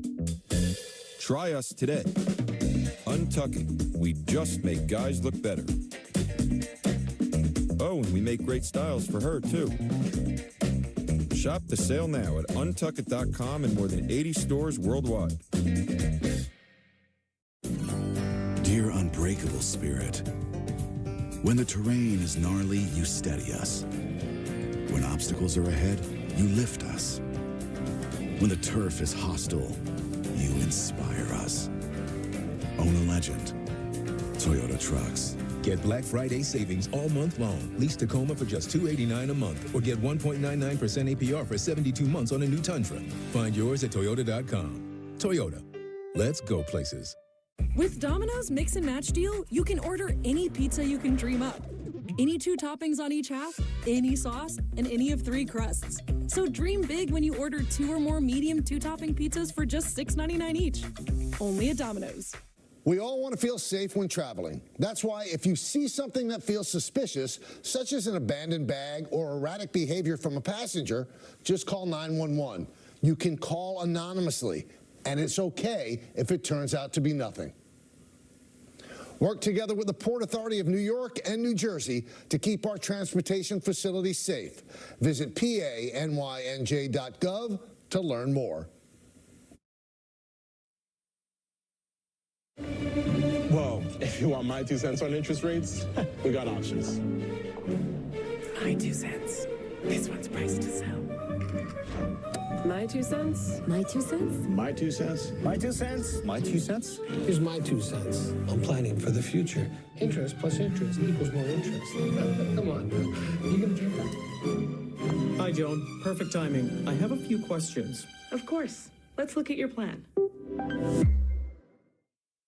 'Twas the night before Sprightmas, but feeling mad lame, cause Santa was out with a high ankle sprain. We needed a sub that was down for the cause. Then into the game came our man, Answer Claus. His task was not easy, but it had to be done. Sprite Winter Spice Cranberry for everyone. The holiday parties were just kicking off with eggnog aplenty. More like eggnog. When what to their thirsty eyes should appear, but a slayer slays with 8 tiny wolf deer.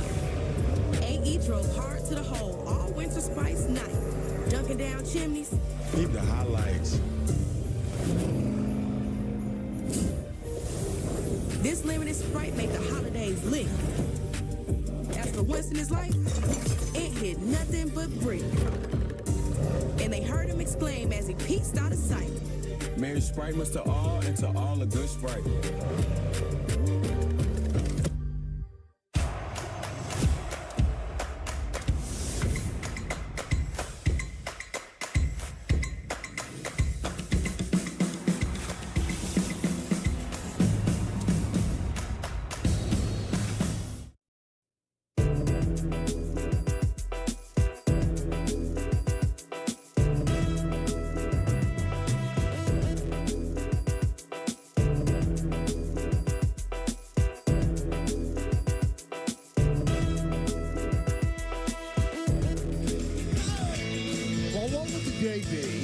Without a Juan Soto update, what would it be?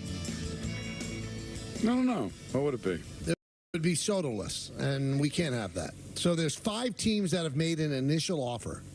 There are the Yankees, the Mets, the Red Sox, the Blue Jays, and the LA Dodgers. Don't know what the offers are. But obviously, I don't know if you put. I'm not sure how you negotiate. I mean, I have trouble negotiating for myself, so I'm not sure how I would negotiate with somebody else. I don't know if you put your best foot forward and say this is the best we have, or you start low and you risk ticking off somebody. Not quite sure, but I think they all know what part of the pool they're swimming in, so it's got to be a somewhat decent offer. I think that what's going to get done is anywhere a yearly average annual salary between 45 and 50. Mm-hmm. And if you go below that, I think it's going to be tough to get them. Now, I also think this. If each team bids what is reasonable and fitting within the revenue created by the organization and what that revenue supports, the Yankees will have the best bid. But I don't think that that's what's going to happen. The Yankees have the highest revenue in baseball by a lot, 2.5 times more than the Mets. And I don't know exactly how much more than the Dodgers, but higher than the Dodgers. So, again, if you bid responsibly, just from your revenue, the Yankees should have the highest bid. But I don't believe that that's going to be the case. I think that this is the type of thing where the Rogers family steps up and probably bids more than the revenue supports. I think Steve Cohen steps up and probably bids more than the revenue supports. Same thing with the Dodgers, same thing with the Red Sox. Now, just like handicapping all of them, the Red Sox might be the most desperate because their fan base is really angry, and they're losing their fan base because they keep finishing in last place. I think it's 3 times in the last 5 years, and they've been cheap. So if they go all out for them, they certainly have the finances to go all out for him and change the whole paradigm and the way their organization is thought of. I think it's fascinating. I think this is just the first round. They said that it's going to get done maybe before. Everybody that we've had on said it's going to be done before the winter meetings, and the winter meetings start on, I believe it's the 9th. So next week, you still have some breathing room, and then it's supposed to be done before the beginning of next week when the winter meetings begin. But I think this is a fascinating process right now, and I can honestly say I don't know who's going to come out on top. Well, this is supposed to weed out the pretenders. So is there a pretender among those 5? Maybe the Red Sox? I don't know. I thought that way, Don, but it looks like they're serious. Well, they're serious, but, they're going to go for the jugular. They want to get as much as they can from this. So that's why they're doing this layered. Like, if your first offer is not in the ballpark, it sounds like they're just going to say goodbye. So, and I'm sure, even though you're not going to look at the books of ownership, I'm sure Scott's smart enough to know, okay, how deep are the pockets of Cohen? How deep are the pockets of Rogers? How deep are the Yankee pockets, the Dodgers, Red Sox? Of the 5 teams, Michael, it feels like the Red Sox probably have the least amount to work with. What do you mean? As far as money is concerned. No, they got plenty of money. Oh, no, of course they've got plenty of money, but do they have Cohen money? Do they have Yankee Dodger money? Do they have Rogers money? That's what I'm saying.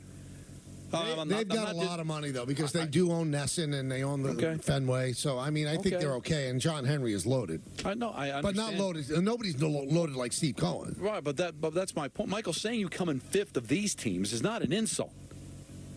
So, but I just feel like John Henry's money, Nesson's money, Fenway money is that dancing with the other four teams. Listen, and I would probably put the Blue Jays closer to the Red Sox. I know Rogers has money, but, you know, do they have the bottomless pit that Cohen has and the revenue that the Yankees and the Dodgers can generate? And that's also, can I get this money back? I mean, even though Cohen and Rogers have tons of money, that they're not just spending it not to want to see a return for their investment. Will they get the return on their investment? You know, well, if he plays the way he's played his first 6 years, I guess they will. Okay, fine. I don't know if they'll get it over 15 years. But the point is, it's not just how he plays. How does the team play? Because if he goes out there and hits 300, hits 50 home runs, drives in 130 runs, and the Toronto Blue Jays finish 500 and out of the running, and the ballpark's not full, and you're not watching the product on television because the team isn't very good, well, then they're not going to be able to get a return on their investment. So that's all going to get factored in there as well. Now, I look at, of the teams that are there, the 5 teams, and jump me if you think I'm wrong, the 2 teams that I think it's solely a baseball move would be Yankees and Dodgers. They don't need any more attendance. They don't need any more attention. Dodgers just won a World Series. They're the team in L.A., maybe there with the Lakers, but right now I think it's probably the Dodgers. A forever franchise, consistently in the playoffs. Same with the Yankees, consistently in the playoffs, generate a ton of revenue, ballpark's full, everybody's watching and listening to the product. They're making this move because they want to improve their chances of winning. The other 3 teams, I think, yeah, they want to win, but they're also trying to stay clean. Red Sox trying to win some fans back over. It's been tough. They've been cheap. So, yeah, they want to win, but they also want to prove to their fan base that, hey, we're back. Right, they want to win back their fans. They want to win back their fans. The Blue Jays, they've always been chasing relevancy. It's been 30 years since they've won. They're the lone team in Canada.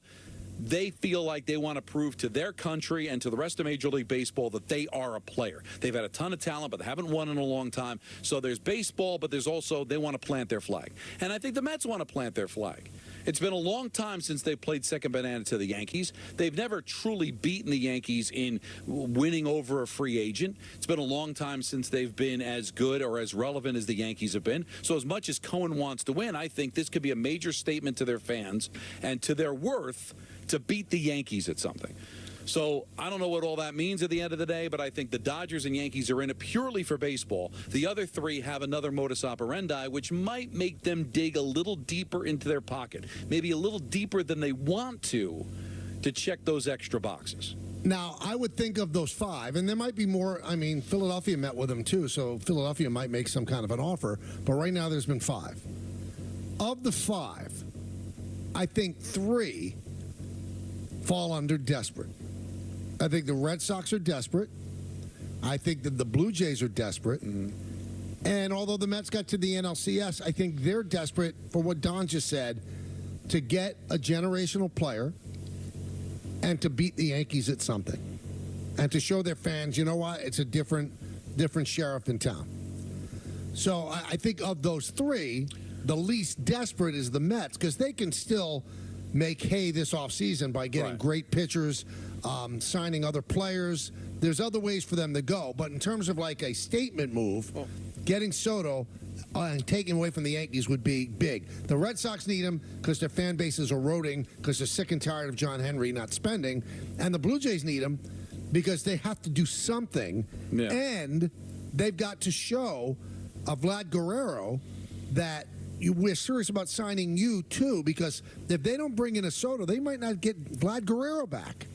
They might not get Bo Bichette back, but I think they're desperate to bring back Guerrero. I don't think the Dodgers are desperate. They just want a World Series, so you can't say they're desperate. I think the Yankees, you can't say they're desperate. I think they really want the guy, but I think they're very much ready to pivot if they don't get him. I don't think they'd be destroyed. It's funny, though. If you're the Yankees and he's going to go somewhere, I think the team you'd root for him to go to is the Dodgers. The Mets, he's going to be in your backyard for 12 to 15 years. And the Red Sox and the Blue Jays, he's going to be in your division for 12 to 15 years. So I think you want him to go to the Dodgers, and then you face the Dodgers in the World Series again. You have to deal with them then. But the other 3 teams, you got to deal with them in your face all the time, all year. It's a tough situation, but there does seem to be a bottom line for the Yankees. Like and that makes sense from baseball, where it's like, you know what, now it's beyond common sense here. We can spend this money better elsewhere. He's not the perfect player. There's other holes to fill. So you're going to get to a line where it's like, all right, now we're in a stratosphere where we're not better if we do this. That's logical, right? There is an amount where you say, all right, it'd be great to have Juan Soto back, but I think we've done more damage than good here, because where are we going to be able to fill the rest of our holes with this kind of a contract? Already paying Cole, already paying Judge, already paying Stan, already paying Rodon. I don't know if the Mets get there. Like, if they want him, they can just continue to dig deeper, Michael. I mean, that's the scary thing. Is there a point where even if Stearns goes, listen, boss, this is beyond baseball here. The amount of money that we're paying for this guy, the draft picks we're going to lose, we're going to possibly pass the threshold at some point. What if Cohen says, I don't care, I want him. This is why I bought the Mets. This is why I'm here, for moments like this. If it gets to that point, Michael, then how do they not get him? The only way that they wouldn't get him if it got to that point, and I don't think this is the case, but this is the only way they wouldn't get him, is if Soto really does want to play for the Yankees. And he's using everybody else as a stalking horse to get the Yankees offer up to as high as they could possibly go. That's the only way. But if Cohen, like, he collects art, and he'll pay out of his mind for a particular piece of art that he wants. And he could look at Soto as a piece of art, and he just wants him no matter what the price is. Now let's look at the optics of that. See if this makes any sense to you. At what point do you overpay where you feel like you didn't win? I don't have $20 billion, so I don't know what that but like, is. It's like, you want to, at the end of the day, you want to say he wanted to be here. So let's say you outbid the Yankees by like $10 million a year. It's like, all right, well, he went there. I give. And, yay, we got him. Yeah, you got him, but it comes on, because you're just a filthy, stinking rich owner that didn't care. Like, then it almost feels like, not that you cheated, but does it take some of the fun out of it that you had to pay so much more than everybody else? Well, maybe at the end of the day he won't care, but like, can you really thump your chest to say I won this bidding war when you had to blow everybody else that much out of the water? Yeah, but when you win a bidding war, it doesn't matter. You want it. If you want that piece of art, it doesn't matter what you pay. And even if you feel like you paid too much, you got what you wanted. Yeah. So I don't know if there's that wiring in a multi-billionaire's brain that says, well, that's too much. Well, I certainly think that it's less likely that he has it in his DNA than what we know the Steinbrenners have, because they certainly have it in their DNA. That line. George didn't. No, but this current regime, we know they're going to a point, and that's it. You know what I'm saying, Peter? They are. Let's say the Yankees go as high as 55, and the Mets go, oh, we'll give you 65. I just want you. It's like, oh, wow, that's just... What are you intimating that he's going to feel dirty? I don't think he'll feel dirty. No, not dirty, but you don't like you won, but it's... He won. Yeah, but... The biggest tool he has is his wallet. So if he has to use it, he uses it. I don't think he's going to feel bad about it. And I guess at the end of the day, once you start playing and you're performing, nobody's going to care. But it's hard not to say you didn't go out and buy the guy. I don't know. Every team of the five is going to buy the guy. Yeah, but just a different price tag. But what I'm saying, is there a line where you blow everybody away paid so much more for it, then it almost just became ridiculous? Like if you outbid the Yankees by $1 million and the Yankees say I give, well then you won. But if you just decide, oh, listen, I'm a billionaire, I'm going to offer you $10 million more than everybody else a year, then it just gets, like, ridiculous. I don't know if it'll get to that because I don't think he's stupid either. He's not going to spend money he doesn't have to spend. But he also doesn't want to get caught, Michael. This would be bad for the Mets. If the Mets do outbid the Yankees and he still chooses the Yankees over the Mets, that could be difficult to get up from. And I think the worst thing that it would be, because I think it would shock Met fans if he gets outbid. Like, if he does draw that line in the sand, and David Stearns is his governor and says, this is ridiculous, we could spend this money better, if he gets outbid by any of the other four teams, that's going to be a bad look because, again, what's the biggest asset that Steve Cohen brings? Right. It's that he's the richest owner of all time. And if he gets outbid, I think that's worse than Soto going to the Yankees, even if you outbid them. But that could be temporary because ultimately it's what do you do with the money you now have? And if they end up filling a bunch of other holes and end up being better than the Yankees, well, then the Mets win, right? I mean, yeah, they didn't win the Soto, but if the Yankees pay for Soto and they've got holes they can't fill because of the money they give him, and Cohen spends the money on Bregman, other free agents, and now they're loaded and go out there and win, well, that's a way to get up from that. See, the old days of Wilpon, you lose out on somebody, and now you drag a team that's not as good as the one the year before, and you fall apart, and then that's where you ultimately lose. But let's not forget why you want Juan Soto is to win. Like, so really the only team that wins at the end of the day is the team that goes out there and wins. If whoever gets Soto, if over the length of the contract they never win, and the teams that don't get him, and the Yankees don't get him, say, and win 4 championships in the next 10 years, well, then the Yankees ended up winning at the end of the day. You don't want Soto to sell tickets and jerseys and get ratings on Yes. You want Soto to help you win a championship. But all of that other stuff comes with it, too. Let's go. But not for the Yankees, though. How much more can it be? I mean, the building is full. They're always relevant. You had him last year. Like, was the revenue that much higher than it was the year? Maybe not. Maybe the year before is a bad example because they only finished 2 games above 500. But the team that went to the league championship series, was the revenue that much higher because you had Juan Soto? But you could say you went to the league championship series because you had Juan Soto. So no, but I'm saying the 22 season. Right. I'm sure they brought in a lot of revenue without Soto. I don't know. I can't compare it to last year because they finished 82-80. Yeah, that would. But the Yankees have won without Soto, or not gone to the World Series. But you know what I mean. They could still be a very good baseball team without him if they spend the money in the right place. All right, we'll take your phone calls when we get back. The NBA Cup is back. England big getting in on the action.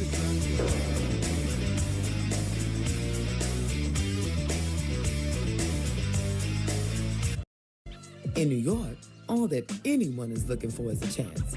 In a place with endless possibility, New York Public Schools gives students the chance to find their voice in a chorus of millions, to play their first notes before striking a chord with the rest of the world, to learn small lessons in the gym before shining in the league, to not just study the stars, but see them up close.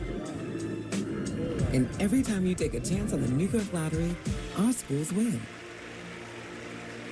You could pick from hundreds of law firms for your mesothelioma or asbestos lung cancer case. But would you be confident that you made the best choice? Whites & Luxembourg is the firm that has represented more asbestos disease clients than any other firm in the metropolitan area. With 30 years experience, they have New York's highest recorded asbestos verdicts of all time. The choice is clear, and the stakes could not be higher. Whites & Luxembourg has our backs.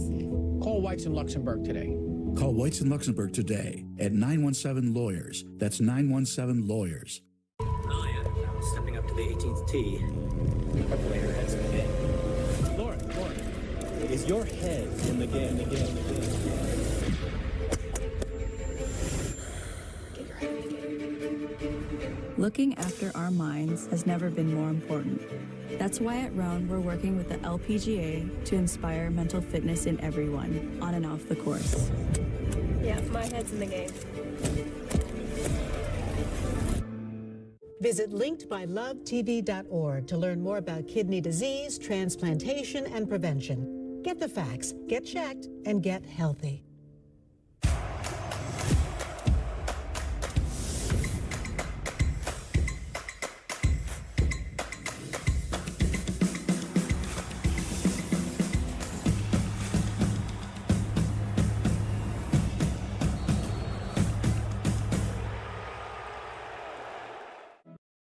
I'm Naheem Hines, professional football player and proud supporter of the Muscular Dystrophy Association. My mom was diagnosed with muscular dystrophy when I was 14, and I watched her struggle. But MDA helped her get the best treatments and care, and they also help kids like my buddy Ethan. My name is Ethan. Thanks to the Muscular Dystrophy Association and people like you, I have more hope than ever before. From day one, they've treated me like family at my local care center. MDA is the only one that funds over 150 care centers across the U.S. to help provide state-of-the-art care for adults and kids like me. MDA has been transforming the lives of people living with muscular dystrophy, ALS, ALS, and other related neuromuscular diseases. They fund the research for breakthrough treatments, care, and cures. And MDA provides support to thousands of families like mine and Ethan's in communities like yours. Thanks to MDA, kids and adults can live life to its fullest. Join us and learn more at MDA.org today.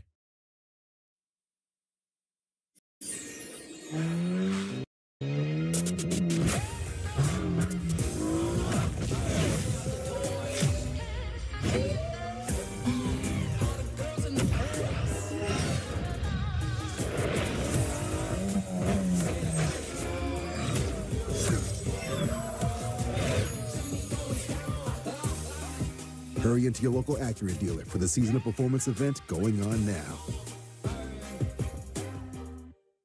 Any NBA play can inspire your next hunch. And with 3 months of NBA League Pass from FanDuel, you're about to get a whole lot more inspiration.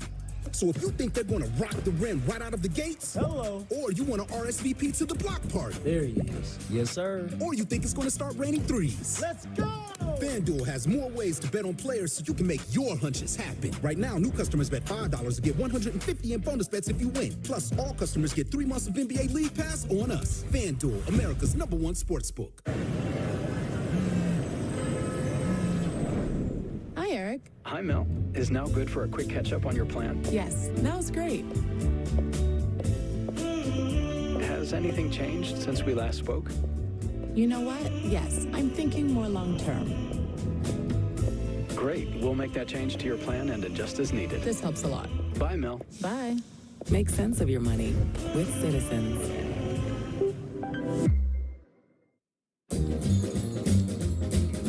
Welcome to Nissan. Are you interested in a test drive? Absolutely. There's the all-new Kicks, the new V6-powered Frontier, and the Nissan Rogue. Consumer Guide's Best Buy 10 years in a row. Finished with all your holiday shopping? We are now. Hurry in to the Nissan year-end sales event. Now get a low $229 per month lease or get 0% APR financing for 60 months on Rogue. What if you went to your secret hiding place and found this? All drug use comes with risk. Before those risks become real, know that you can quit. For help with drug use, call 1-800-662-HELP for free and confidential information and treatment referral, or go to samhsa.gov/knowtherisks. Chris Sheeran back here for the Michael K. Show. The Nets trailed by as many as 18 and by 5 heading into the fourth quarter against the Golden State Warriors, and that's when Dennis Schroeder hit the smelling salts and went off. The Nets scored 41 points in the fourth, and Schroeder had his hand in 27 of those, scoring 17 and assisting on 10 more. The other 24 points scored in the quarter was divided up between 5 other players. The Nets were shorthanded heading in, lost Cam Johnson in the first half, and Cam Thomas didn't even play in the fourth. Let's get back to the German import first. Dennis Schroeder was a man possessed, bringing the Nets back down from 18 to beat one of the best teams in the league in the early going this season on the road. In fact, the Nets are unbeaten against the Western Conference so far on the road this season. They are 4-0. And before they come back to Brooklyn for back-to-back games with the Magic, they have a meeting in Phoenix to keep that perfect record intact with former Net Kevin Durant and the Suns. Our coverage begins tomorrow night at 8:30 with the pregame, followed by opening tip a little after 9. It's the Nets and the Suns. Coverage starting tomorrow night at 8:30 right here on Yes. And streaming, of course, on the Gotham Sports app.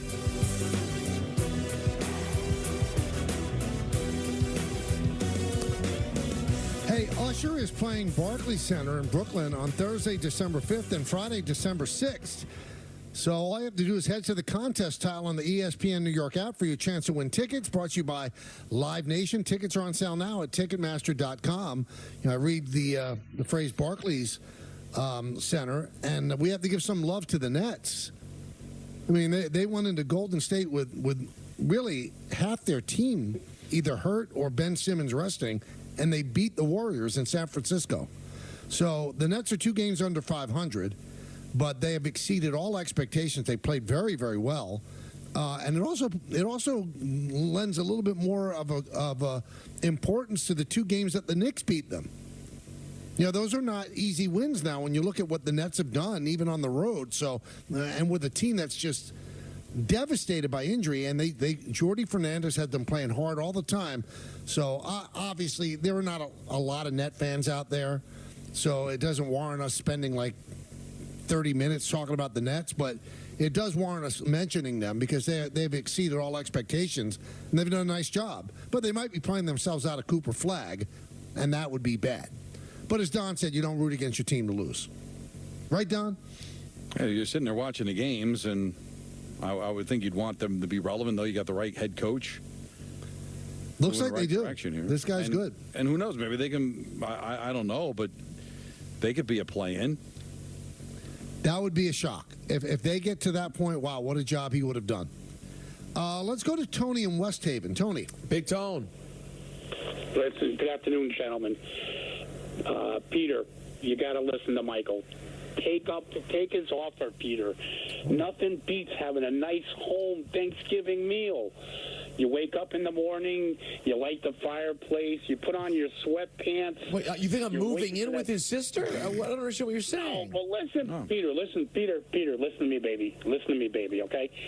Listen, you eat that 2 o'clock meal, right? You're eating the first meal, 2 o'clock. Now, that's the first meal. The turkey, the lasagna, the stuffing, the mashed potatoes, the cranberry, right? Then you go crash on the couch for an hour, 2 hours. You take your little power Z's. You get up, the leftovers. You think I'm going to do this at Michael's sister's house? What are you saying? Of course you can. You can unbuckle the pants in my sister's house. Don, I'm getting more confident in my decision every moment. People don't, they don't even listen. Like, he's going to go to Debbie's house and just wear sweatpants, unbuckle. Like, what do you think he's a guest? No, stop it. And all the thing, I love how we prop up all this food. There's a reason why this is the only time of year we eat it. Because you know what? It's seafood. He's getting A+. Now, I'm sure your sister's going to do a great job, but you know what? You're not usually eating turkey. You know why? Because turkey's not great. It's not steak. So stop it. He's going to have an A+ dinner. He's never going to regret it for a second, and he's going to be with his immediate family, with people that he loves. Stop. And then, Don, I love it. People think I'm so dumb. Like, that I know people think I'm dumb. I know they think I don't know, like, the Yankees. They think I'm so dumb, Don, that I don't understand what the Thanksgiving meal is? You think this is my first rodeo? I'm not 16. I'm not 6. I'm 45 years old. I've had a meal before. What's wrong with people? We get stuck in these traditions. When are you ever, whether you go to a deli, go to a restaurant, ordering cranberry sauce, you don't do it. You know why? Because it's a Thanksgiving thing. And now you get. And Don, they're going to have it there. If I want it, it's not great. Turkey's okay. It's not great. It wouldn't be your seventh choice of something to go and eat if you're going out someplace. But it's Thanksgiving. You have to have it. I do like stuffing though. Love stuffing. You know what? You can get that other days too. But most of the stuff you're eating, it's just a part of the tradition. Believe me. The winner on Thursday is going to be Peter. Thank you, Don. Thank you. Yeah, but when he doesn't feel the love, he's not. But he's going to be with his wife and his parents. Like, how could I not feel love? I'm going to be sitting around a lovely table with delightful food in my home city with my pregnant wife and my parents eating like a king. And Don, as they bring me one piece of steak after another. What is the man saying? And who was the caller? What was the caller's name? Yo-Yo. That was just on?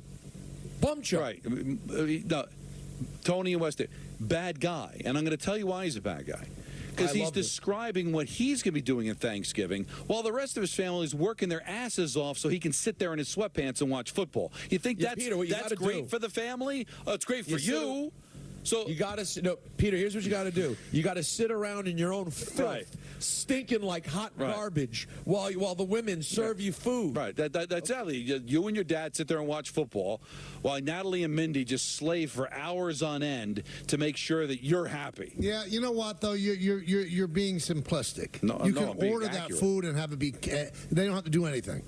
I'm talking. You still got to do dishes though. So you do it. It's annoying, but I don't. Don, can you even make sense of what's going on at this point? Again, I think Debbie's wonderful, but I think she's intruding on your life. I asked her. I know, but you're intruding, and she's doubling down. I've brought people at Thanksgiving before that were alone, and she always accepts them. No, what you're doing is, what you're saying is, I'm better than you. Join me and be better too. And I think that's arrogant. It's disgusting. It's wrong. And guess what? I'm looking now. Fogo de Chao is on. It's 53rd and 6th. It's 20 blocks from my house. Like, this is. What's your exact address again? Don, it's like. I don't think the city's going to be that crazy at 6 o'clock on Thanksgiving Day. You know why? Because nobody's out at restaurants. You're absolutely right. All right, another reason he should do it. Another reason it's going to be great. Let's go to Jimmy in Belleville. Jimmy. Hey, Peter. Love that you're going to Fogo de Chao. My family and I did it last year for Thanksgiving. No way. Regret it at all. Absolutely, 100% Paramus. It was great? Amazing. Get the Colossal Shrimp Tower. You won't regret it. The salad bar, it's all lovely. Michael, you don't like half the stuff they serve. They're so proud. Jimmy, let me ask you one question, Jim, because you sound like a great guy. So you're there last Thanksgiving. How many people were just crying, just looked lonely and unhappy? None. Michael, you have to be there to believe it. That restaurant's ridiculously packed with a waiting list for over an hour for Thanksgiving. Yes. Yep, 100%. Hey, it's a lovely restaurant, and I do love Limitless Steak, and I thank you for calling in, Jimmy, but Thanksgiving is about being at home. That's my take. Peter's obvious. That's my take, and might not be yours. Don, Michael, I need to be clear again, because people don't listen in this country. That's one of the many things wrong with this country. Not at all. I prefer, generally speaking, to host. I love it. Natalie cooked a feast last year. It was amazing. She is currently with child. She doesn't want to cook all day. We don't want a mess in our apartment that we're pulling together for the baby. So we're going to a restaurant. My guess is next year, my guess is we're back to hosting. My guess is you will not.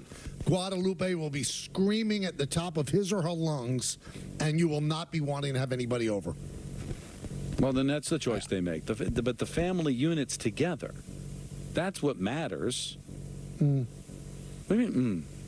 I mean, you're putting on some kind of fugazi show to make it seem like that you're actually more important than everybody else. How are you getting that from what I'm saying? No, you're out of your mind. No, because you're saying that it has to be at home because that's what you choose to do. That's and then what you feel most sorry of America for Peter chooses because to do. he made another That's choice. What most of America chooses to do. Not just me. That's another thing. Well, so what? Because most of America decides to do it that way? That's the way Peter then has to do it? It's a mandate. It's a mandate. It's not a mandate. When most of America wants something, it's a mandate. Let's go to Gabe in Rockland. Hey, guys. How are you? Great. Gabe, how are you? Good. Before I get to my question for Don, I haven't had a chance to call in and wish Peter congratulations. So just want to wish you congratulations, Peter, on your on the baby, and I hope the wife has a lot of health and the baby as well. So just want to do that quickly. Thank you, my man. I appreciate you. Absolutely, brother. Don, I just want to ask you a quick question about the Rangers. So hypothetically, with how they're playing and things aren't looking great, and I want to ask you, would you prefer the scenario of they try to patch things up and they end up re-signing Igor for 12.5 or whatever the number is, or 12, or would you like to see just a full rebuild and just break it all down? I know some of the contracts are hard to get rid of, but just break it down and just restart. Let me know what you think. Thanks, guys. Have a good one. I think it's foolish for any team in any sport to break it down when they're actually still good enough to make the playoffs and possibly make a run. That would be foolish to do. You break it down when there's no hope of making the playoffs and then you want to start over. They're still good enough to make the playoffs. They're still good enough to win a couple of rounds. But if you want to win a Stanley Cup, they're going to have to change the core of this team. So that means moving the core and trying to get fresh pieces that are comparable. So no, I don't think you blow it up. I mean, you have Igor Shesterkin, who's a world-class goaltender. You've got Lafreniere, who's blossoming into a star. You've got some, Will Cooley's come out of nowhere. He's got 9 goals. He's a really good player. I think Kakko is developing into a nice player. There's a lot of great things to keep here, guys. It's just, Michael, there's a difference between blowing it up and starting from scratch and just saying, all right, I think there's certain players here that we can't get that much out of anymore. Let's try to bring in some different faces and still now try to win a Stanley Cup. You don't have to go scorched earth. and start all over. I don't think that's the plan at all. Let's go to Rich in Comac. Rich. What's up, guys? I'll start by saying I've been a big fan for a while, and just to get ahead of it, I am completely kidding on the square. I'm not going to say no offense. I know we don't like that, so I'm kidding on the square. But, Peter, when swiping through your Commander's Suite pictures, it was definitely giving charity Jace vibes. Your whole jersey wearing while everyone's in, fancy attire and wealthy garb, I'll say. They're all dressed nice, and then here's Peter shaking hands in his Jaden Daniels jersey. If you swipe through the pictures, Jay-Z's making a fist in one of them. He's definitely not overly thrilled. You think Jay-Z is about to punch me in the photo? One could argue. I think I see what you're saying, but he's having a laugh, and his hand is simply down. So, no. I listen, I'm a fan. I wasn't going to dress up fancy to go to a Commanders game. I think right before he made the fist, Jay-Z said, "You're not going to be home for Thanksgiving," and he got angry. That's what it is? He got angry. That would be crazy to me. I would be a fraud if I didn't wear Commanders clothes to the game. How many people in that suite were wearing team garb? Half. Well, then you were out of place. Thank you. And on top of that, you took home a sack of more stuff. I did. Michael Rubin's bottom line is going to be affected by the amount of stuff you took. I have a huge sack. It's filled to the brim. Really? Now, if you're real, do you have other Commanders fans in your family? Yeah, I do. And if this stuff doesn't work, great holiday stuff. Potential. Yeah, you're so smart. So smart. Maybe hand them out at Fogo de Chao. Hey, I'm Michael K here to tell you about my friend.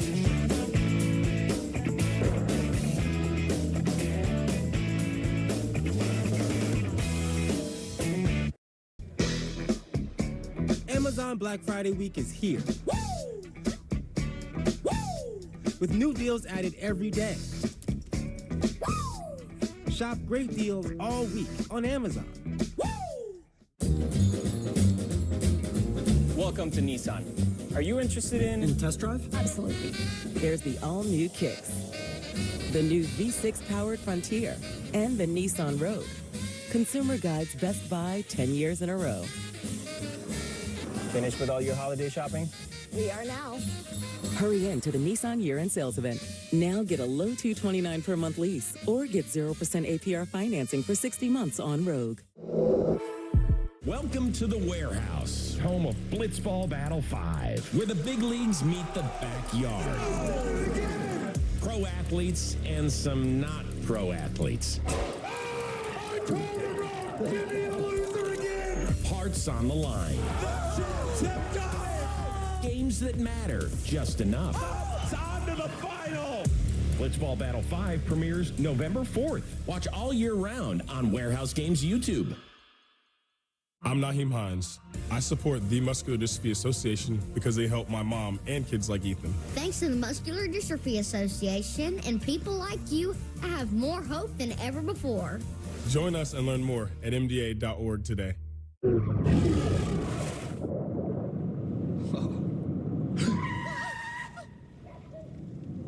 Eyes forward. Don't drive distracted. The baseball offseason is heating up fast on Yankees Hot Stove, presented by Hexclad. Soto is a generational talent. It is going to dominate the offseason. We're grinding through it, and when everybody's on the clock. We're turning up the heat on the Yankees Hot Stove season premiere, Monday at 6:30, presented by Hexclad. It's great to catch up, Jamie. How's business? Good. Are you up to speed with the new beneficial ownership reporting requirements? Sort of. What's it about? It's a new initiative to help fight crimes like money laundering, fraud, and drug trafficking. A lot of small businesses like ours just have to report some basic info to the federal government about the real people behind them. Does that include my cafe? There are some exemptions for certain companies, but don't worry. There's lots of guidance on the government's website about who needs to file. Check out fincen.gov/BOI. Filing is easy and free. It took me less than 20 minutes. Looks like I do have to file. Thanks, Jamie. It's great having a supportive business community. Reporting beneficial ownership information helps protect U.S. national security. Filing is quick, secure, and free. And it's the law. Learn more at fincen.gov/BOI.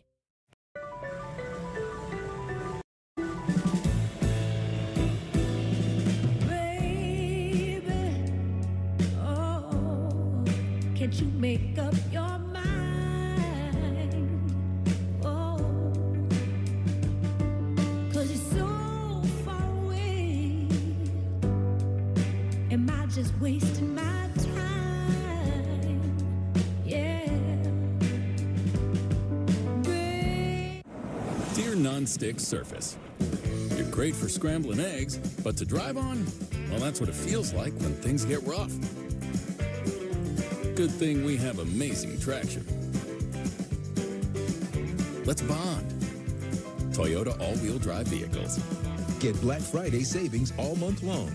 Lease RAV4 with all-wheel drive for just $299 a month. Find yours at Toyota.com. Toyota. Let's go places. Are you ready for winter in New York State? Ready for thrills like this? Discoveries like this? Views like this? Are you ready to make memories? Plan the perfect trip or have an impromptu getaway. It's time to explore everything that makes New York easy to love. Discover more at iloveny.com.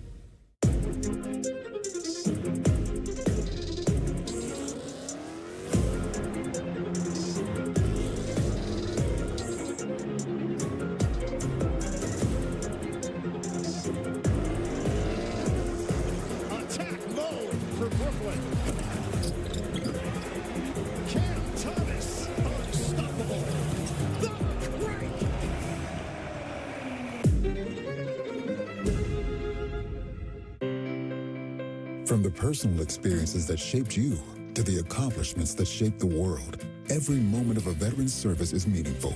At the Library of Congress Veterans History Project, we ensure those moments are never forgotten. For 25 years, the collection has made the experiences of U.S. military veterans accessible to all. Veterans, now is the time to share your story and make our history more complete. To submit your stories, photographs, and documents, visit loc.gov/vets today.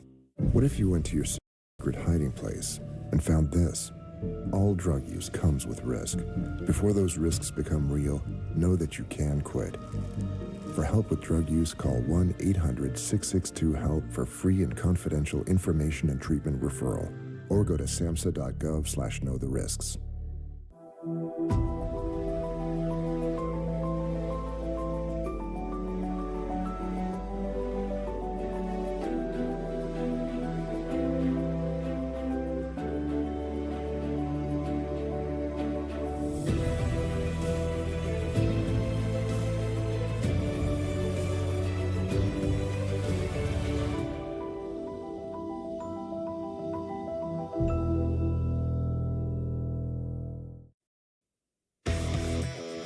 This coming Monday on Yes, gather round the fire with our team of Yankees experts as they begin another intriguing season of Yankees Hot Stove.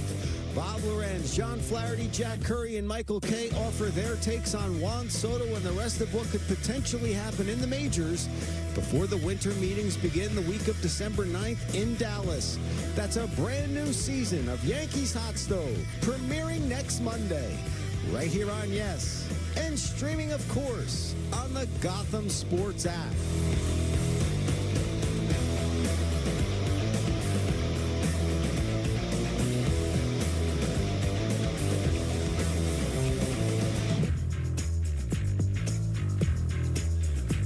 Welcome back to the show, everybody. Want to remind everybody on Monday we're taking the show on the road at the NHL store. So come by and say hello. We've got some big guests lined up as well, so that's going to be great. And then on the 13th, December 13th, we have our big holiday party, and we want you to show up for that. It's at Tommy's Tavern and Tap in Clifton, New Jersey. It's going to be a bacchanal, so I hope that you can attend. You don't think it will be? I think it's going to be I'm looking forward to it. Yeah. I just like that word. Bacchanal? Yeah, it's the only place we hear it. I think it's great. How about this, Michael? You're worried about me. Yeah. Inside Tom, this is from the page 6. Inside Tom Brady's plans to spend Thanksgiving sans family as pregnant Giselle jets off with boyfriend/kids. But that's a bogus story. He's got to work on Thanksgiving. It's a good point by you. Really good. By the way, though, that doesn't make it not depressing. I'm sure it's depressing. Giselle took the kids and headed to Costa Rica with Joaquim to spend the holiday with each other. Tom is supportive, and that's the arrangement he and Giselle have agreed upon. That's one of the great traditions to celebrate Thanksgiving in Costa Rica. I've always said that.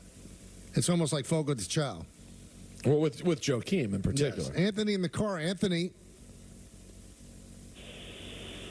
Hey, fellas, how you doing tonight? Good. How are you? Great. I don't know what's worse, Peter's take about this Thanksgiving or the fact that he just compared himself to Tom Brady. How is my take on Thanksgiving wrong? I mean, how? And I'll tell you what, and Don's argument for you just defended Michael even more, saying that it only happens once a year, essentially. So all the more reason to eat all of it. You can go to Fogo de Chao the following day, and all the same food will still be there. But they're serving. They have the Thanksgiving food too, except it'll be better prepared. With all due respect to most people who cook dinner. Oh my God, Michael, you're going to let him talk about your sisters? I'm not just talking about Michael's sister. I'm talking about your mother. Wow, Anthony, you're going to let him talk about your mother like that? That's right, Anthony. Wow, happy Thanksgiving, buddy. Yeah. But anyway, have a happy Thanksgiving and enjoy, whatever you're going to eat, Peter. But Michael, I know you're going to enjoy yours a lot better. Oh, of course. You know why I'm going to enjoy it, Anthony? Because I'm going to be sitting with my family. We'll be joking around watching football, laying down on the couches. Peter will not be able to do that. He might have delightful food, but none of that stuff is going to take place. None of it. So he'll miss the Cowboy-Giant game. Oh, my God. I think that's actually the second half of the Cowboy-Giant game. You kidding me? Bill in Brooklyn. Bill? Oh, yeah. Hi, guys. That was quick. Listen, Michael, don't get me wrong. I love you, man. I think you guys are great, all three of you. But I just get the feeling when I hear you talk, from quite a while ago, correct me if I'm wrong, maybe I shouldn't assume, that you don't care for Rex Ryan or Aaron Rodgers. Yeah, you're half wrong. You kind of made it clear you don't like Aaron Rodgers. You're half wrong. I like Rex Ryan a lot. I think he's embarrassing himself. But Aaron Rodgers, I don't like him. You don't think he should be the coach, that he would be a good fit for coach for the Jets? Why wasn't he before? Well, I mean, he won, but then it petered out. They brought them to back-to-back championships. Yeah, but what happened the 4 years after that? What happened the 4 years after that? Listen, Bill. My point is that he's not. My point is not that he can't be a good coach. I think he's a great defensive coach. He's a great motivator. He's a great salesman. I think he's embarrassing himself, asking for the job publicly like this. Don doesn't agree with me. I think Peter's coming around to my side. I happen to like Rex Ryan a lot. I think he's delightful. Aaron Rodgers, I don't think I'd want to spend time with him. I don't want to spend time with somebody who wants to tell you everything that he knows. There's a lot of traction on social media, too. Why does TMKS hate Aaron Rodgers? But I would just turn around. I don't hate Aaron Rodgers. We're just taking it as we see it here. But why do you love him? That's what I'd like to know. I understood in the beginning because you were a Jet fan. You thought that gave you the best chance to win a Super Bowl. But, unless you just like his opinions. But what is it that you love so much about Aaron Rodgers? The one thing he is not, is a cuddly teddy bear that you just want to love. He's smug. He's not likable at all. So when he's no longer a Jet, will all those people that say, oh, they're piling on Aaron, will you feel differently? Will you still think he's terrific? Because no greater thing was ever said than what Jerry Seinfeld said. You're rooting for laundry. You're judging him as a person because he's a Jet. Tell me what about him seems so wonderful. He doesn't even talk with his family. How wonderful is he? How likable is he? Well, hold on, though. At least he plays mediocre quarterback. Yeah, you're right. That was the thing. This was supposed to be. Everyone just assumed we were getting 2010 Aaron Rodgers. And unfortunately, we all were forced to realize there is only one Tom Brady. Or LeBron That's James. And, well, yeah. But I'm talking foosball. Right. And George Blanda, who looked like everybody's uncle in Thanksgiving. He'll be sitting in the corner in Fogo de Chao. And I didn't mention George Blanda because there's been plenty of guys that played like deep into their 40s. George Blanda was a place kicker for like the last 10 years of his career. But he did play some quarterback, yeah. Yeah, but I mean, he wasn't good to be a starter. I mean, this guy is trying to prove, listen, he could sit there and I'm sure if he wanted to be a backup and just play sparingly, he probably could play at least 50. But he wants to win another Super Bowl. He wants to be an elite quarterback, and I think that ship sailed. That has nothing to do with liking him or hating him. It's just a fact.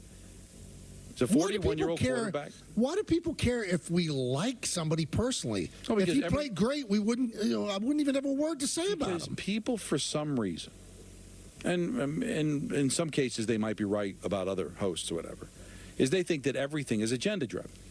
Well, that it can't be possible that we could disagree with Aaron Rodgers. It can't be possible that we would be negative about him unless we must really hate him. There must be some sort of ulterior motive to make us want to have these opinions. No, we just take it as it comes. He didn't say anything particularly crazy today. No, today wasn't awful. It's just a pylon for me. But it's just the overall, just all right. We're kind of done, and I would think most people are. But it's based on he just hasn't played well. He did not come as advertised. Okay. And I can understand a Jet fan being pretty ticked off about it. But that's all it's coming from. But if you want to love him and defend him, then go ahead. But I'd like to know if you think we have a modus operandi, what's yours? Well, why are you so in love with him? It can't be with his quarterbacking because it hasn't been good. So what is it? What is it do you love about him so much? I know. It is weird. What is It's like a past person. But there's a lot of people in public life that you wonder why do people like them, and there's something about them that strike them. That appeals to them. What can you do? That's the world. I just don't. Does anybody out there? Listen, we're on for another half hour. Does anybody out there find him warm and like embracing? No, he's not that sort of dude, man. The only thing I can assume is that the opinions that he has that these people also share, and maybe they appreciate that he has those opinions. Now Rex Ryan, he's kind of embraceable. I can see why people would like big teddy bear, says whatever he wants to say, kind of, out there. But Aaron Rodgers not warm at all. But see, Rex Ryan is the better example. You like him. You genuinely like the guy. I do. You disagree with this.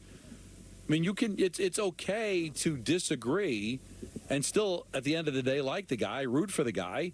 You're not coming from any place of you thinking Rex is a bad guy. You love the guy. We enjoyed having him on. He's really like the last Coach Weekly we had that was any good. But, I don't care, but you seem to be bothered by this. But that's all. I'm fine. I'm fine with the Thanksgiving hate. Peter, why don't you tell us about Amazon?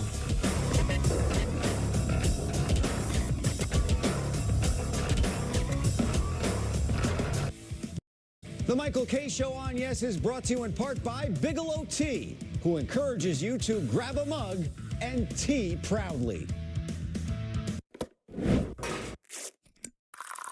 It's amazing to think that my grandmother started Bigelow Tea right here in New York. And today, we're still a family company. And you have to remember, tea, that's all we do. So every cup counts. That means never compromising. My family won't let that happen. And our extended family, they give their all every single day. And our community, well, they expect that. I want a cup of Bigelow Tea to be a moment just for you. That's what I hope for. Welcome to Nissan. Are you interested in test drive? Absolutely. There's the all-new Kicks, the new V6-powered Frontier, and the Nissan Rogue. Consumer Guide's Best Buy 10 years in a row. Finished with all your holiday shopping? We are now. Hurry in to the Nissan year-end sales event. Now get a low $229 per month lease or get 0% APR financing for 60 months on Rogue. We all want to feel safe when traveling. That's why if you see something that feels suspicious, such as an abandoned bag or erratic behavior from a passenger, just call 911.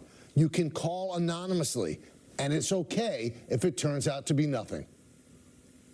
Work together with the Port Authority of New York and New Jersey to keep our transportation facilities safe.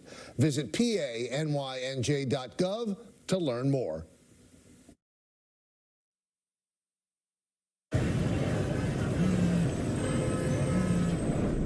Hi, Eric. Hi, Mel. Is now good for a quick catch-up on your plan? Yes, now's great. Has anything changed since we last spoke? You know what? Yes, I'm thinking more long-term. Great. We'll make that change to your plan and adjust as needed. This helps a lot. Bye, Mel. Bye. Make sense of your money with Citizens. You could pick from hundreds of law firms for your mesothelioma or asbestos lung cancer case, but would you be confident that you made the best choice? Whites & Luxembourg is the firm that has represented more asbestos disease clients than any other firm in the metropolitan area. With 30 years experience, they have New York's highest recorded asbestos verdicts of all time. The choice is clear, and the stakes could not be higher. Whites & Luxembourg has our backs. Call Whites & Luxembourg today. Call Whites & Luxembourg today at 917-LAWYERS. That's 917-LAWYERS. I started having knee pain in my early 50s. I'm Phil Simms, pro football legend and TV analyst. My knee pain would wake me up during the middle of the night. It hurt me every time I played sports, if it was basketball, tennis, and even golf. I quit being active, and it got to a point where I want to be active, and that's why I'm sitting here today. Arthritis Knee Pain Centers uses an image-guided procedure that allows them to place an all-natural cushioning gel directly into the affected joint, restoring mobility and relieving your pain without surgery or downtime. I think what really surprised me is how easy it was and how there was no pain to the treatment. It's covered by Medicare and most private insurance. I have no pain. That's gone away, and I got to tell you, I feel great. I'm back to playing a little tennis. Played pickleball, which I said I would never do. Arthritis Knee Pain Centers, they relieve my pain and change my life. Call Arthritis Knee Pain Centers now and schedule your no-charge, no-obligation knee pain screening. Call 800-823-3160.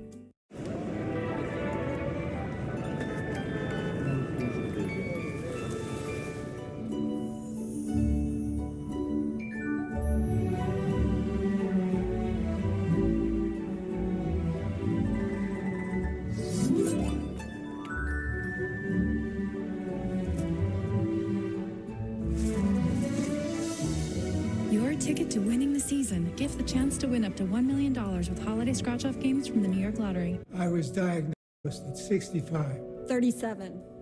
Earlier than most. Every 9 minutes, someone is diagnosed with Parkinson's disease. And every one of them can turn to the American Parkinson Disease Association. Visit apdaparkinson.org to learn more and show your support today.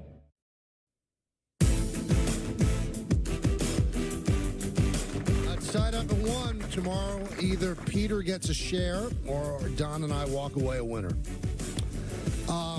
Before we get to the calls,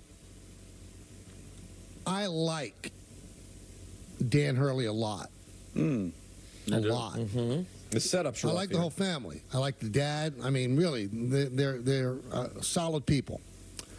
And I think Danny has to really control himself on the sidelines. It's hard to argue with a coach who's won 2 straight national championships, but yesterday's game against Memphis, it's not a great look. I know he's intense and everything, but it's not a great look for him. It's just not. And it seems like he puts himself, he's teetering on the brink of like losing it, which could really be a problem for him.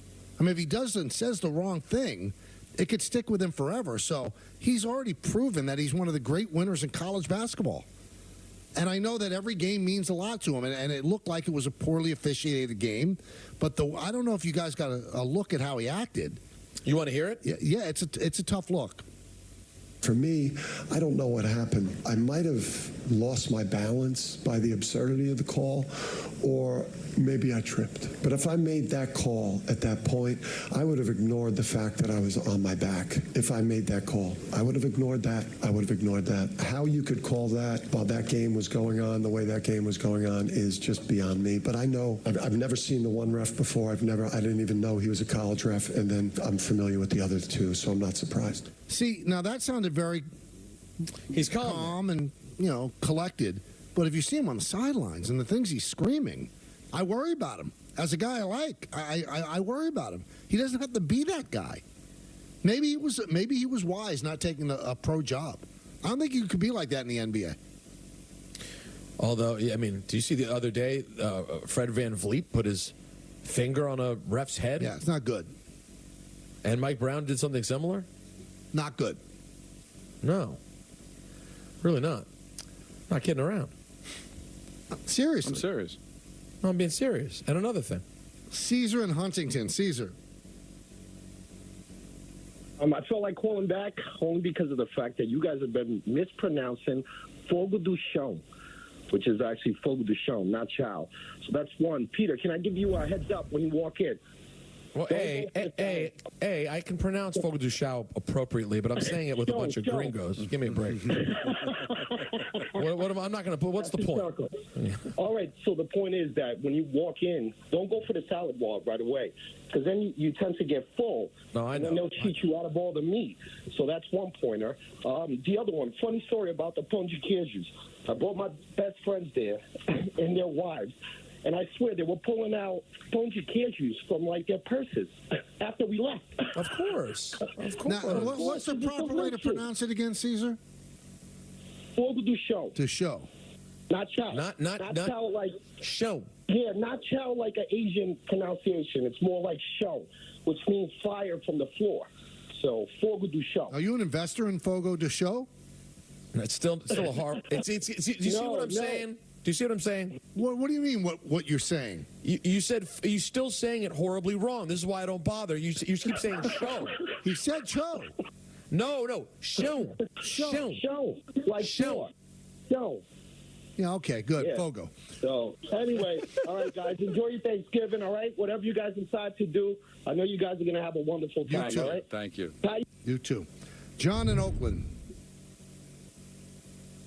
Hi, John. Thanksgiving, first of all. Hello. Thank you. How you doing? Happy Thanksgiving, everybody. Same to you. Second, Peter.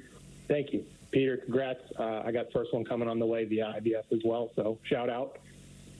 I appreciate that. Thank you, buddy. Yeah, man. Shout out to our wives, first of all, first and foremost. But my Fogo de Show, now that I know this. my intel.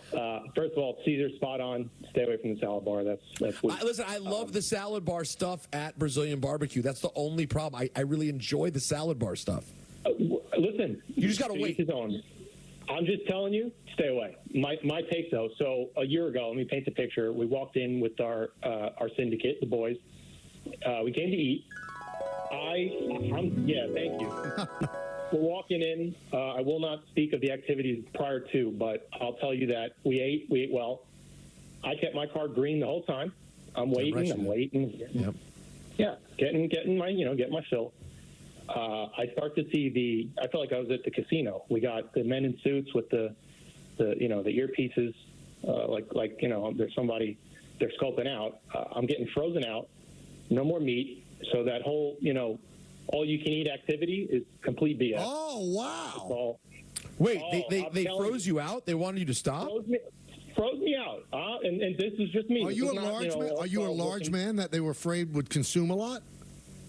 No, listen, I'm 6 foot, 220. I'm not portly. I'm not skinny. I am perfect. Thanks. And my mother and my wife think so too. But listen, I'm in there. I'm eating. Everybody else is done. They're all red cards, but I'm there. I'm waving them down. I'm putting my arms up. The guys in the blue are looking at me, but I see the men in suits, motioning, and I was disgusted. I'll never go back. And that's the 53rd Street. I'll never go back. Wow. Ever. Woo-hoo! They tried to stop you. They stopped them. The meat police. All you can eat. My good money, $74 to eat, and I was frozen out. Disgusting. John, that's a sad story, John. Thank you for telling it. Thanks for sharing. Yeah. Wow. Meat police, Peter. You're going to have to deal with meat police. I didn't think meat police were on the table, and this is worrisome to me. Yeah, I'm thinking about you're going to eat a lot. So should I give you your holiday gift early? What do you mean? Because I have a year's subscription to Ozempic for you. This could be the thing. Is that true? Ozempic. Ozempic? Yeah. I'd like to move on. Now, we asked people to tell us why you love Rodgers. And I got a tweet from Nate. He says, Rodgers is actually insightful for the most part on McAfee. I like him because he gave everything he had trying to come back. He could have packed it in. You guys harp on the missing days at camp. I love that he was all in all offseason. But he wasn't. Because the one thing that we all said, if this season turns out great, right? Now, correct me if I'm wrong. If this season turns out great, no one's even going to remember that he missed the mandatory minicamp. But we also said, if it doesn't turn out great, you know what? Then it's fair game. It's fair game. And it probably led to his coach getting fired, too. Well, I don't think he got Saleh fired.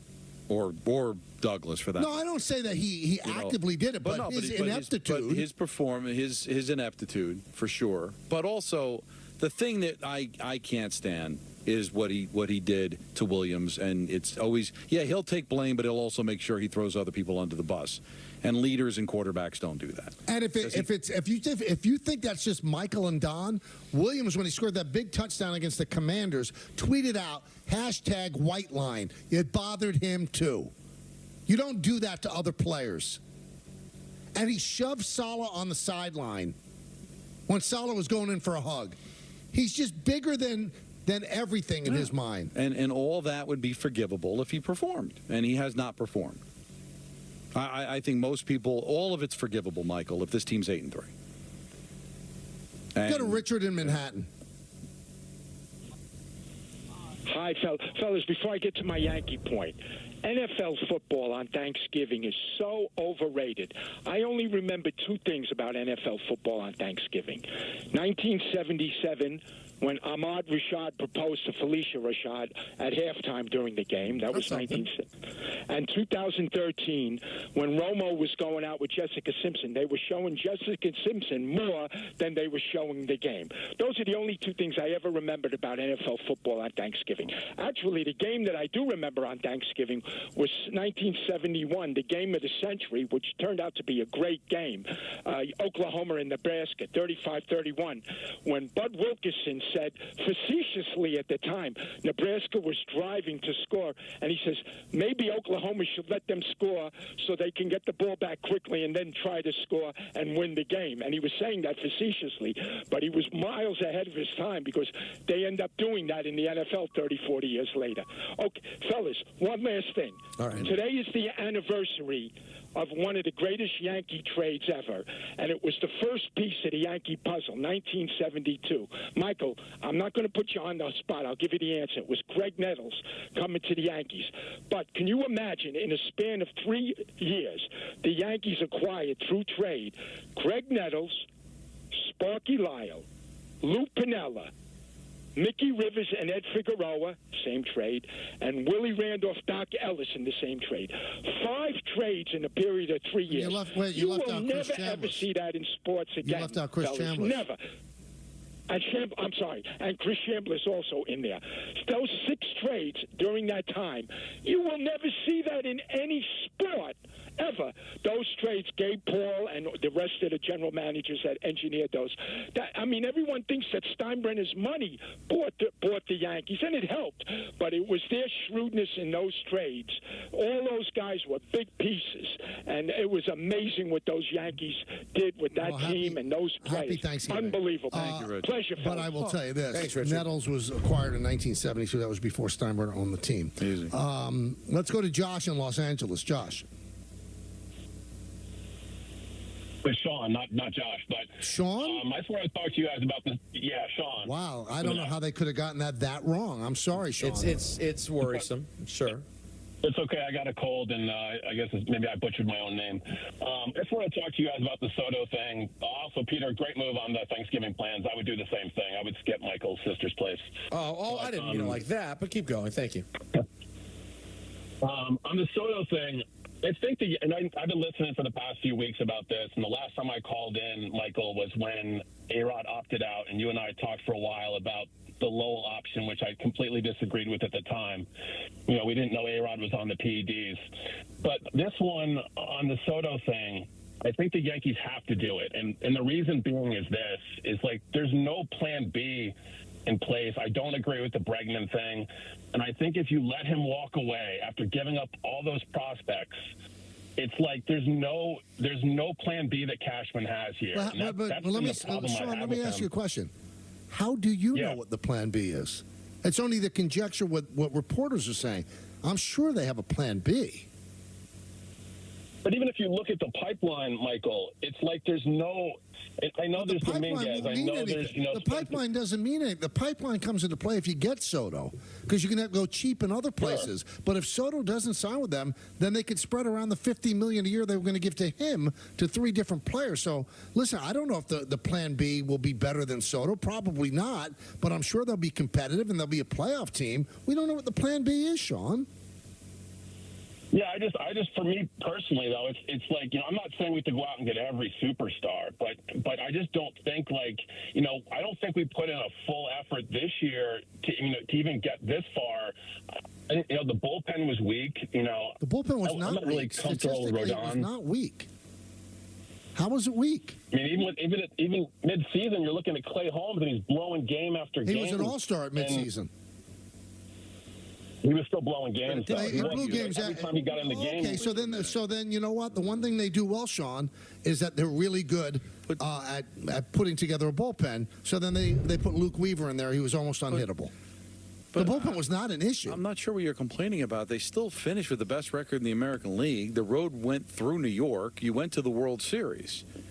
So how much better could it have been, Michael? All right, could it have been better? Yeah, it could have been better, but you survived the Holmes. The bullpen was, I think, the best part of this team once they got to the postseason. Their problem was that they weren't very sound. They didn't play well defensively. Let me ask you what Sean just said. They've got to get him no matter what. So if Steve Cohen, let's just play a game here. Steve Cohen says, "I'll give you $700 million for 10 years, $70 million a year." They got to get him no matter what. You gotta outbid that. Right. And maybe it's outbiddable. Maybe Cohen, as we said a couple of weeks ago, has let it be known, I'll outbid anybody by $50 million.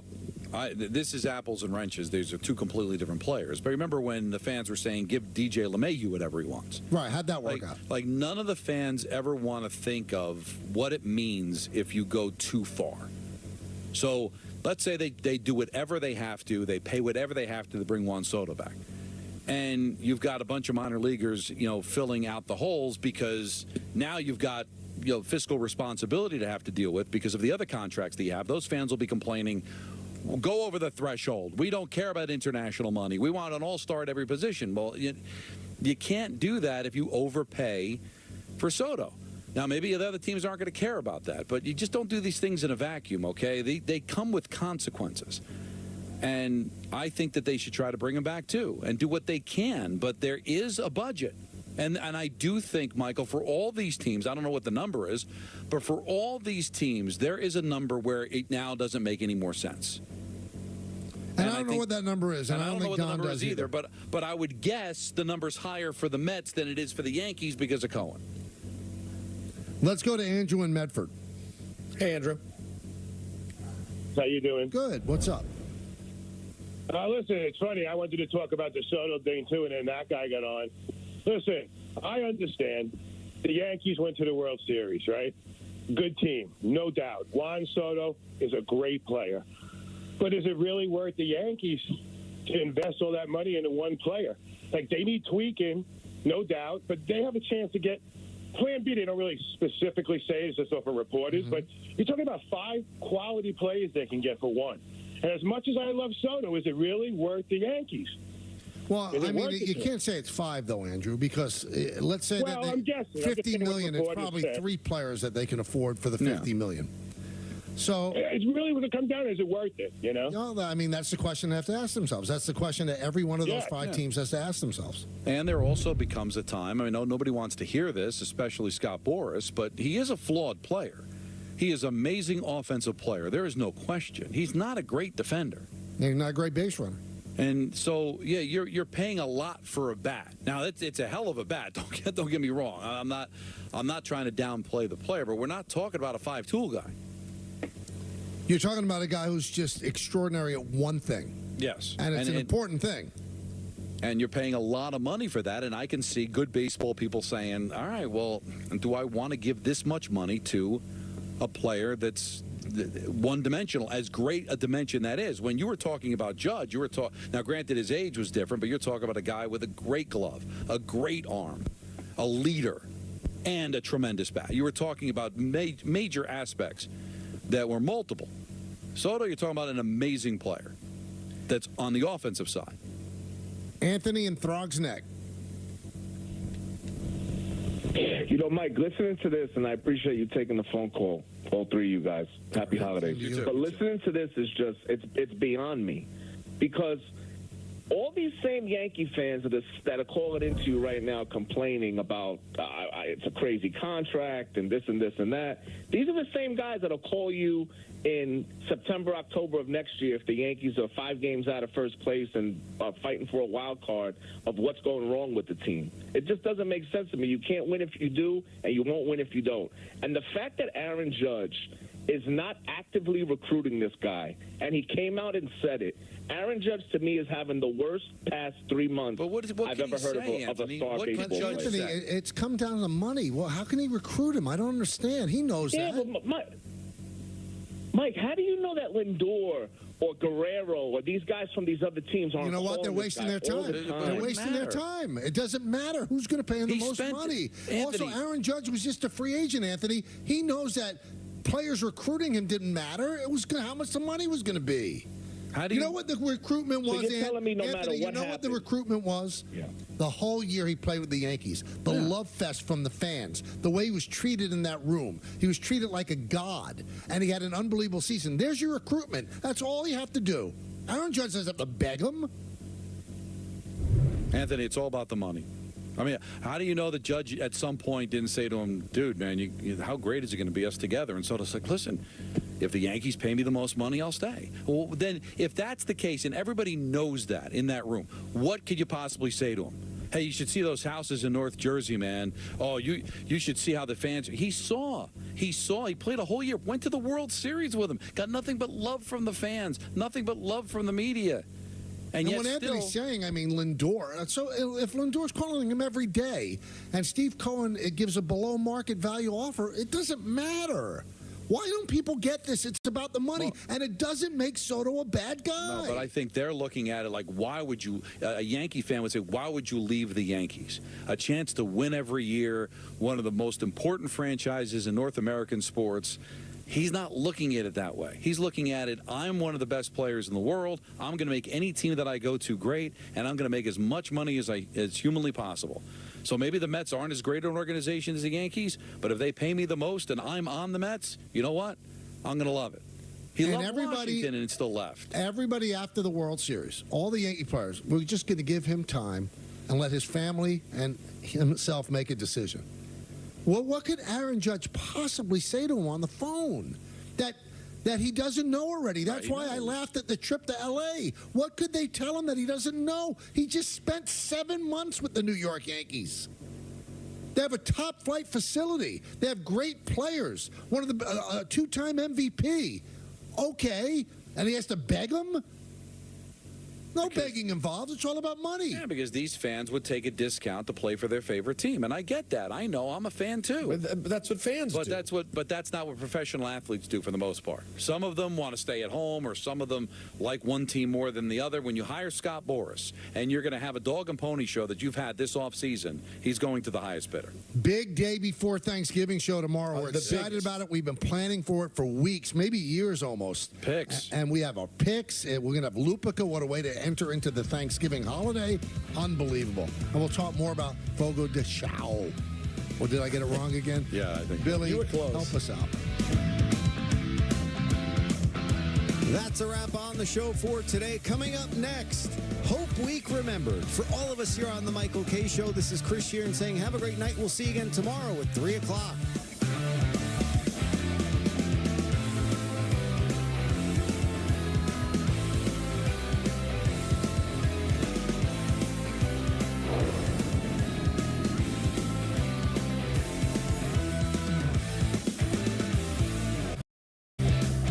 K Show on Yes is presented by Untuck It.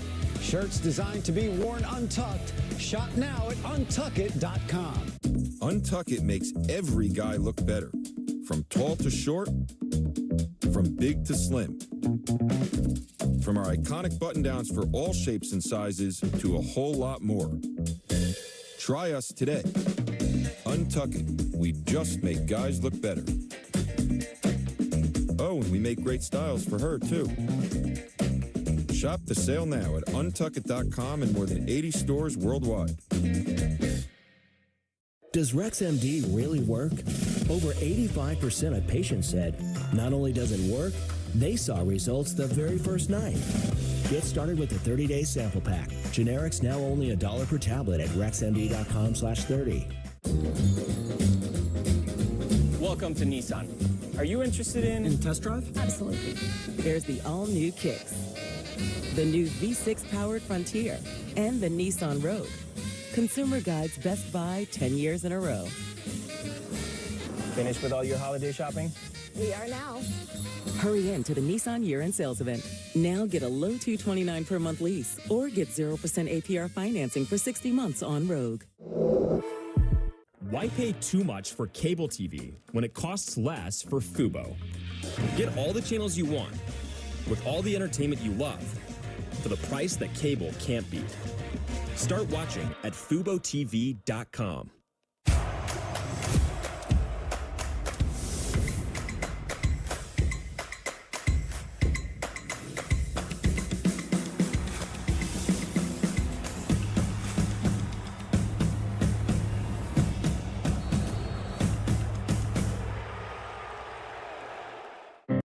This land is your land.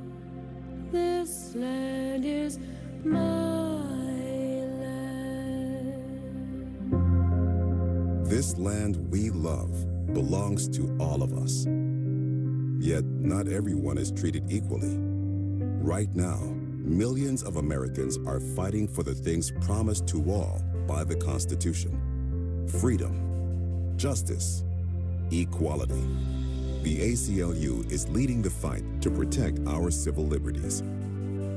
Together, we can protect and advance our rights nationwide, because we the people means all of us. This land was made for you and me. Learn how the ACLU is defending the right to vote, free speech, and other civil liberties at myaclu.org. Well, if you want my 2 cents on interest rates, we got options. My 2 cents. This one's priced to sell. My 2 cents? My 2 cents? My 2 cents? My 2 cents? My 2 cents? Here's my 2 cents. I'm planning for the future. Interest plus interest equals more interest. Come on, Bill. You can drink that. Hi, Joan. Perfect timing. I have a few questions. Of course. Let's look at your plan. Dear unbreakable spirit, when the terrain is gnarly, you steady us. When obstacles are ahead, you lift us. When the turf is hostile, you inspire us. Own a legend. Toyota Trucks. Get Black Friday savings all month long. Lease Tacoma for just $289 a month or get 1.99% APR for 72 months on a new Tundra.